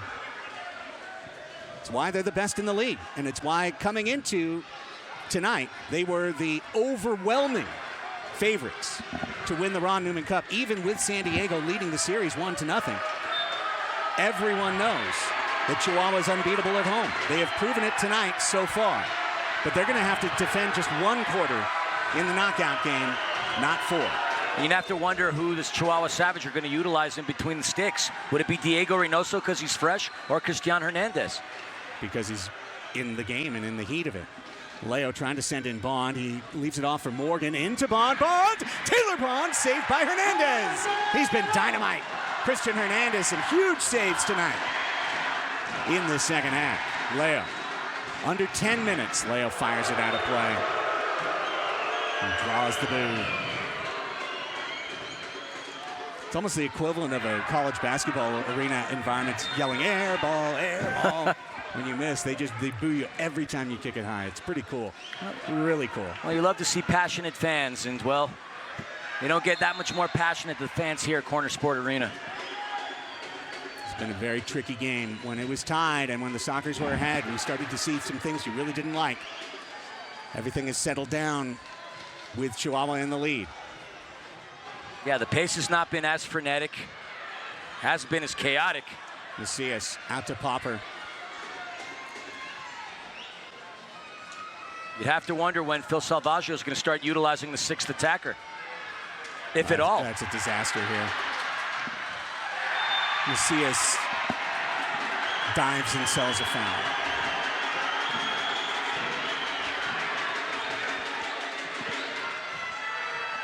Taking a look on over to the bench where the Sockers are. Danny Waltman has been doing jumping jacks and starting to loosen himself up. Wonder if he's going to come in to preserve Boris Pardo for that knockout game. I think you're exactly right. I think one more goal and Boris gets pulled, but he gets pulled with the incentive of putting him back in for the knockout game. So tough. Leal. Pardo was down and they missed. Valle. Macias lost the play. Mendez. Gutierrez is tiring out. Cristian Gutierrez, who's been playing so hard, parried by Hernandez. Comes back, floated to the top. Hernandez grabs and spills. But then he can kick it. He kicks it up to Ruggles. Chests it down to Gutierrez. Under 8.5 now. in this second match. Heading to a knockout game unless San Diego has a surge we haven't seen all night. Serta off the wall. They need one in a hurry, that's for sure. Cardenas didn't think the hop would be that high. Had to play it all the way back to Pardo. And that hop was a little hot for Cardenas. It comes over to Ruggles. Through Ruggles, shoots, save made, straight on. And the deflection, he and Macias go at it twice in the air. It's down to Tavoy Morgan, playing a very conservative, cautious game, sitting on 5 fouls. Cardenas, he scores his brace. That one spun behind Hernandez. And with under 8 to go, San Diego sees the window open very slightly to come back in this fourth quarter. How often do you say Mitchell Cardenas with the brace? He had the shot. Cristian Hernandez did get his hands on it. That skirted through, but there still is a chance here with 7:50 remaining in this fourth quarter. Don't go anywhere, folks. This game's got it all. Let's take a break and bring you the stretch run next. 8-6 is the score. It's the Ron Newman Cup playoffs on the Palazzo. Mitchell Cardenas getting credited for his second goal of the game, and normally as a defender, tasked with shutting down the opponent's best player, but really contributing offensively here in his 5th season in San Diego. 8-6, Chihuahua leads San Diego. The Sockers need to roll a +2 from here to the end of this quarter to force overtime. But now with a toe, look out. Ball was open. Pardo was trying to get a loose ball. It spun out, but it got to a Sockers toe. Leo pushed away. Castaneda finds his man. LaRocca, sliding block Quintana. And a wall restart for Chihuahua. Well, if anybody was questioning the health of Cristian Quintana, I think he silenced all the doubters with the shifts that he's been putting in game 2. This is Diaz. 2-man wall for San Diego. Puentes is lurking on the back post. Back heel, Romero shot blocked by Serta. He's been everywhere tonight, including in the loving arms of Edgar Chabo Martinez at halftime. It's one way of putting it. Cristian Hernandez says, where do you want me to put it? Trying to sell a foul was Chihuahua there, but no one moved on the ball for San Diego. Now it's over to Ruggles. Ruggles trying to lift it to Serta. This is out of play. And they're checking to see if it was top of the arc or not. And it is. Well, I said earlier that it was a must score and they didn't score. I have to take it back now, seems to take 6. But this might be a must score for San Diego. You just want to convert these opportunities in a comeback if you're the visitor. Giles blocked. Morales had to go full speed to keep it away from Diaz. And he got the job done. That was huge. Battle between Medrano and Leo. Rojo now spits it back out to Leo. Triangle pass back to Luis Morales. About 6.5 minutes left in this fourth quarter. Morales gets a pass back from Ruggles using the wall well. Luis's shot is blocked off the back of the head of Luis Medrano. Ouch. That's going to be a shot to the dome that's going to require some ibuprofen at the conclusion of tonight's match. And that is pretty much a full-pace shot to the back of your head. And a scary, scary moment for Medrano, and we hope he's going to be completely okay. Well, check out the final episode of MASL's most controversial show, Under Review, with Phil Levanco and MASL head referee Ryan Sigich, coming up Friday on YouTube. While you're at YouTube, MASL TV, that's the place to go. Hit subscribe if you haven't. Keep up to date on all of the things happening with the MASL, even going into the summer. Do it at MASL TV. All the game rebroadcast there as well. Later this week, our game here will be rebroadcast there on MASL TV. Meanwhile, athletic trainer Aaron Rivera continues to look at Medrano. The Ron Newman Cup playoffs are presented by Verizon. New and existing customers can get a new iPhone 16 on us, only from Verizon. Lock in your price for your phone and your internet plan for 3 years. Medrano slowly getting up.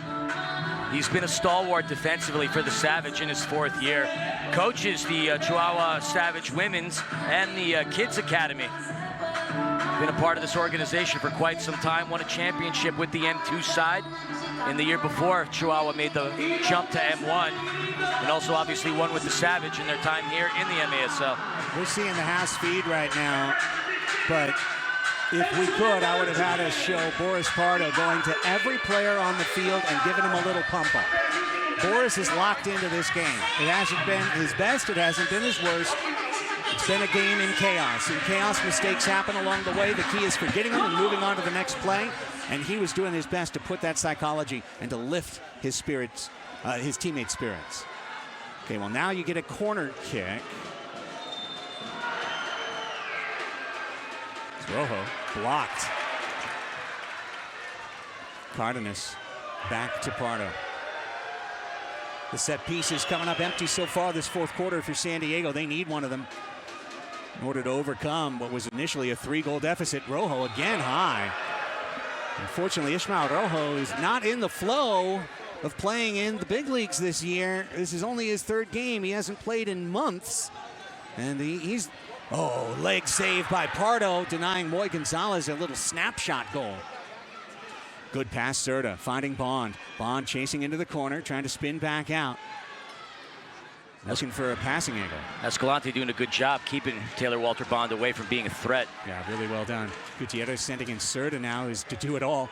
Serta shoots off the wall, gets it back, and it was deflected off the low wall, stays in play. Falaco trying to spin on it. Flaco gets the ball. Brian Macias, here he comes. He's got 2 rings and he wants a 3rd. He knows he's minutes away from forcing the knockout game. And he's drawn a common foul inside that double team. Actually, he committed the foul, says Pena, and they give it back to San Diego. In the normal math of the league, Philly, we are getting very close to 6th attacker time. This place is maybe the worst place to put a 6th attacker on the floor. Here comes Jose Gilberto Lopez. Tipped away. Quintana can't control. Childs can. He's sending out Mendez. The speedy Sebastian Mendez has a goal in this half. He got run down from behind and dispossessed. Under 5 minutes in match 2. Headed toward a knockout game to decide the Ron Newman Cup and the champion of the Major Arena Soccer League for 2025. A 15-minute affair. San Diego needs a goal in the next couple minutes to really change any thoughts and hopes of that and put Chihuahua back in the pressure cooker. Right now, Savage are doing everything they want. Possession, moving it around, trying to deny the chances. Pardo thought the ball was going to come to him. It didn't. Puentes put it to the middle, and guess who was there? Man who's everywhere. Serta, Leo, Gutierrez. Gutierrez blocked out by a sliding Diaz, and it'll be another restart for San Diego in the zone. That's all he could do in that case. I mean, you had Costa that was open to the left. There's just no way he would have been able to thread through with the way the Savage defenders were positioned.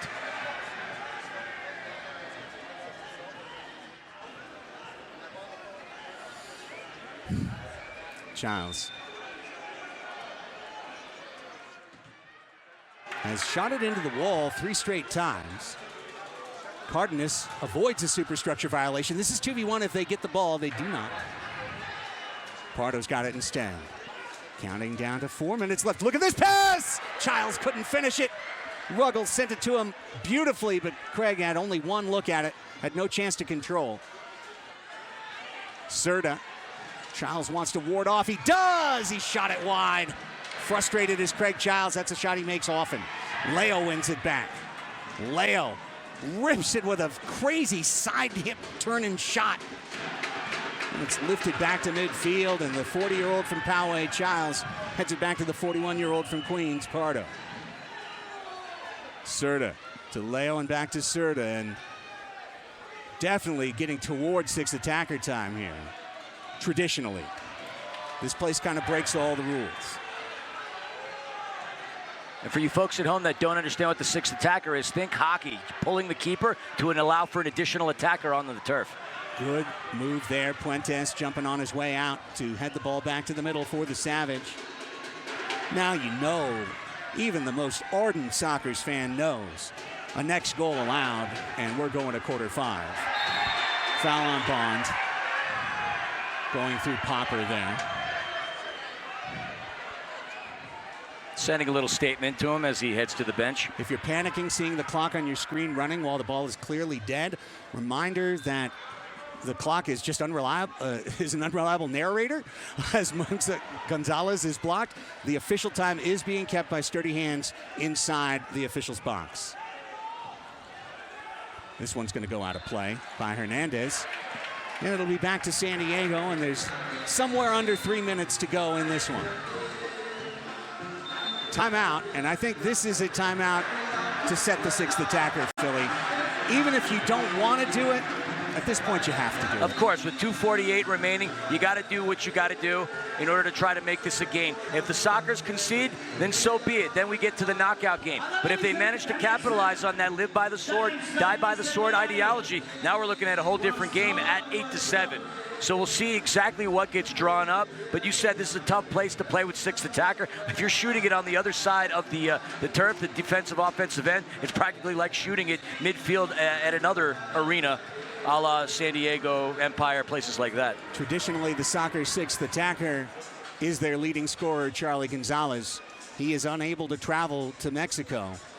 It is a consistent condition through his career. And as a result of that, the Sockers do not have their normal 6th attacker. They will use Leonardo de Oliveira, who is better on the ball than anyone, but from a speed standpoint, he doesn't have quite the speed at the 6th attacker. So possession for San Diego will truly be everything here to be able to try and possess and find a shot, Philly. If the ball is lost, it's probably heading into the other net. Now, what they lose with Charlie Gonzalez over the regular season is 16 goals, 20 assists. He leads San Diego in points with 36 points per game at 1.6. Might be a completely different game if Charlie was in the lineup. But obviously, can't dwell on that because he's not here. He wouldn't be here. He's not going to be here. And with 2:48 remaining, still anything can happen. Well, the 6th attacker is Leo. He's wearing his road kit. That might be what the Sockers come out in for the knockout game. If we get there. Still an if. So no keeper. Leo's the keeper. Giles, Morgan, Tavoy Morgan. Been silenced by the whistle tonight. Ball bounds out to Luis Morales. Mariachi band playing live as run of play as Morales draws the boo and shoots it high and out of play. Now, Pardo has to run back out and mind his net. And they're going to try and go back and forth, the 6th attacker and keeper.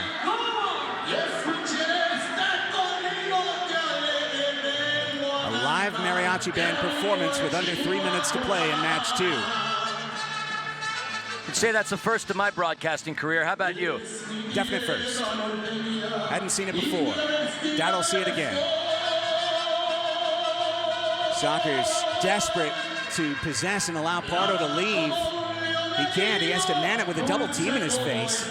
Cardenas with the most improbable game of the playoffs. He's sending in Quintana. Ball stays in play. Christian Quintana. We have no clock. Quintana still alive. Pushes it in, unfortunately. Oh, he had a moment there. And all he did was just hand it to the keeper. With Leo in. Leo grabs it. What do you know? Jose Gilberto Lopez almost had it. Here's Big Rojo. Gutierrez. Crosses blocked. 6th attacker is back on the floor for San Diego with an indeterminate amount of time left, but it's dwindling quickly. All we have on our screens is the mariachi band playing. And they sound great. Here's a steal. This is it for the game. Let's go to quarter 5. It's a knockout. The TKO applied by the Savage. They have extended their streak to 33 straight against American opponents, 19 straight overall, and we are going to go to 15 minutes to decide this thing. Danny Waltman's coming in to give Pardo just a couple minutes of a breather. Well, I've said this time or two before, what's better than soccer? More soccer, and that's certainly what we're going to have here with this knockout game. About 1:21 remaining before this game expires. At the conclusion of this match, we're going to have that 15-minute break before we get to the 15-minute knockout match. Think of it like Craig said earlier, it's like a fourth quarter. If the game ends 0-0 after that 15 minutes, it's going to be a 10-minute golden goal overtime. No shootouts, no kicks of that nature. Basically, next ball wins if they make it to overtime in the knockout game. It's a great shot.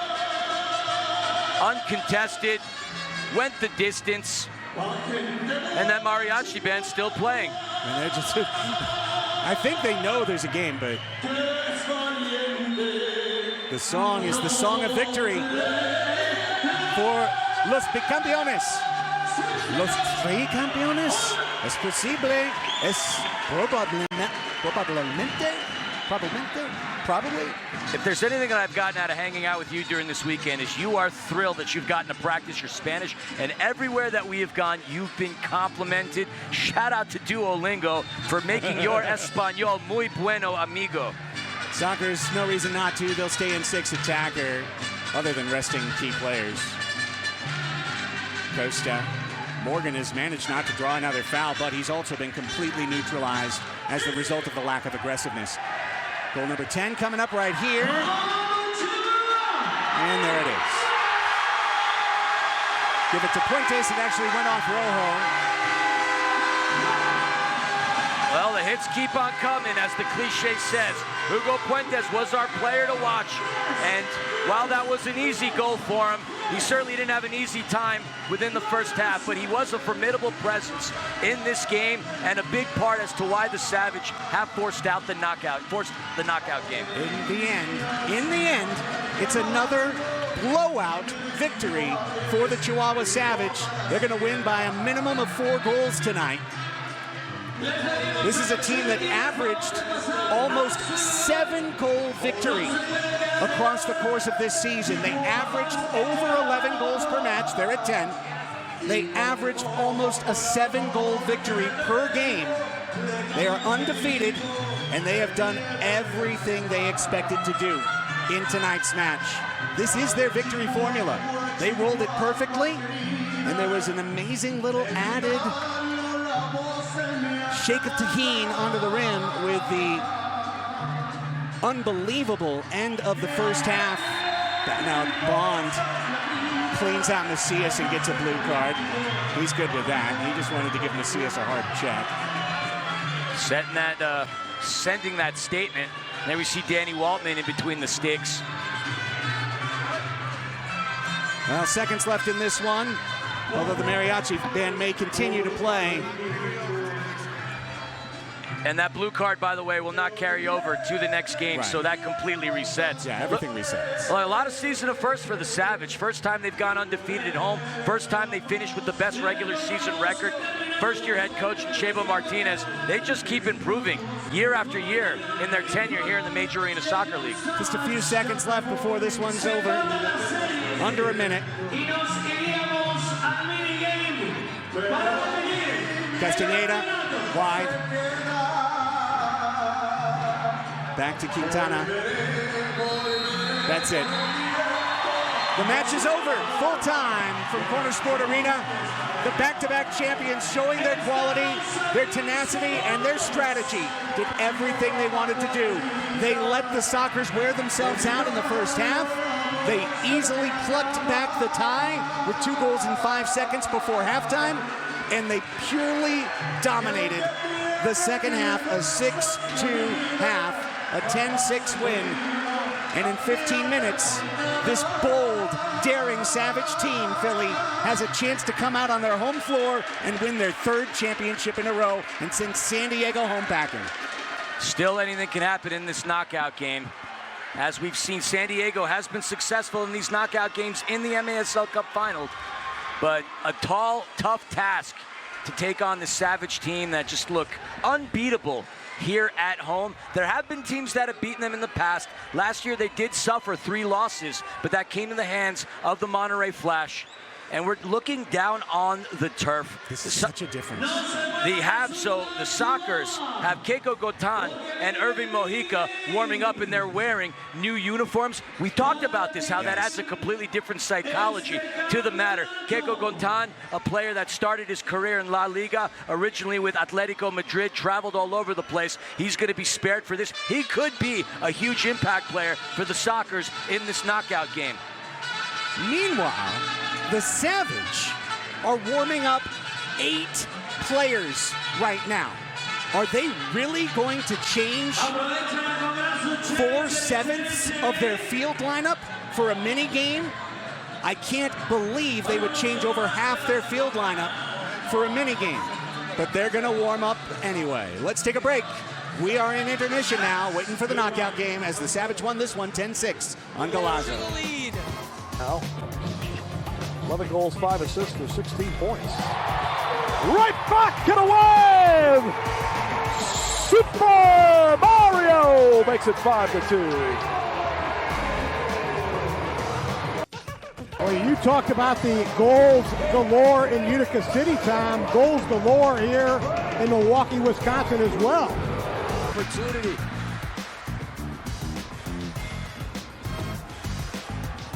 Hansen. Oh, out of position, the goal. Oh, what a goal! That should go down as your goal of the year.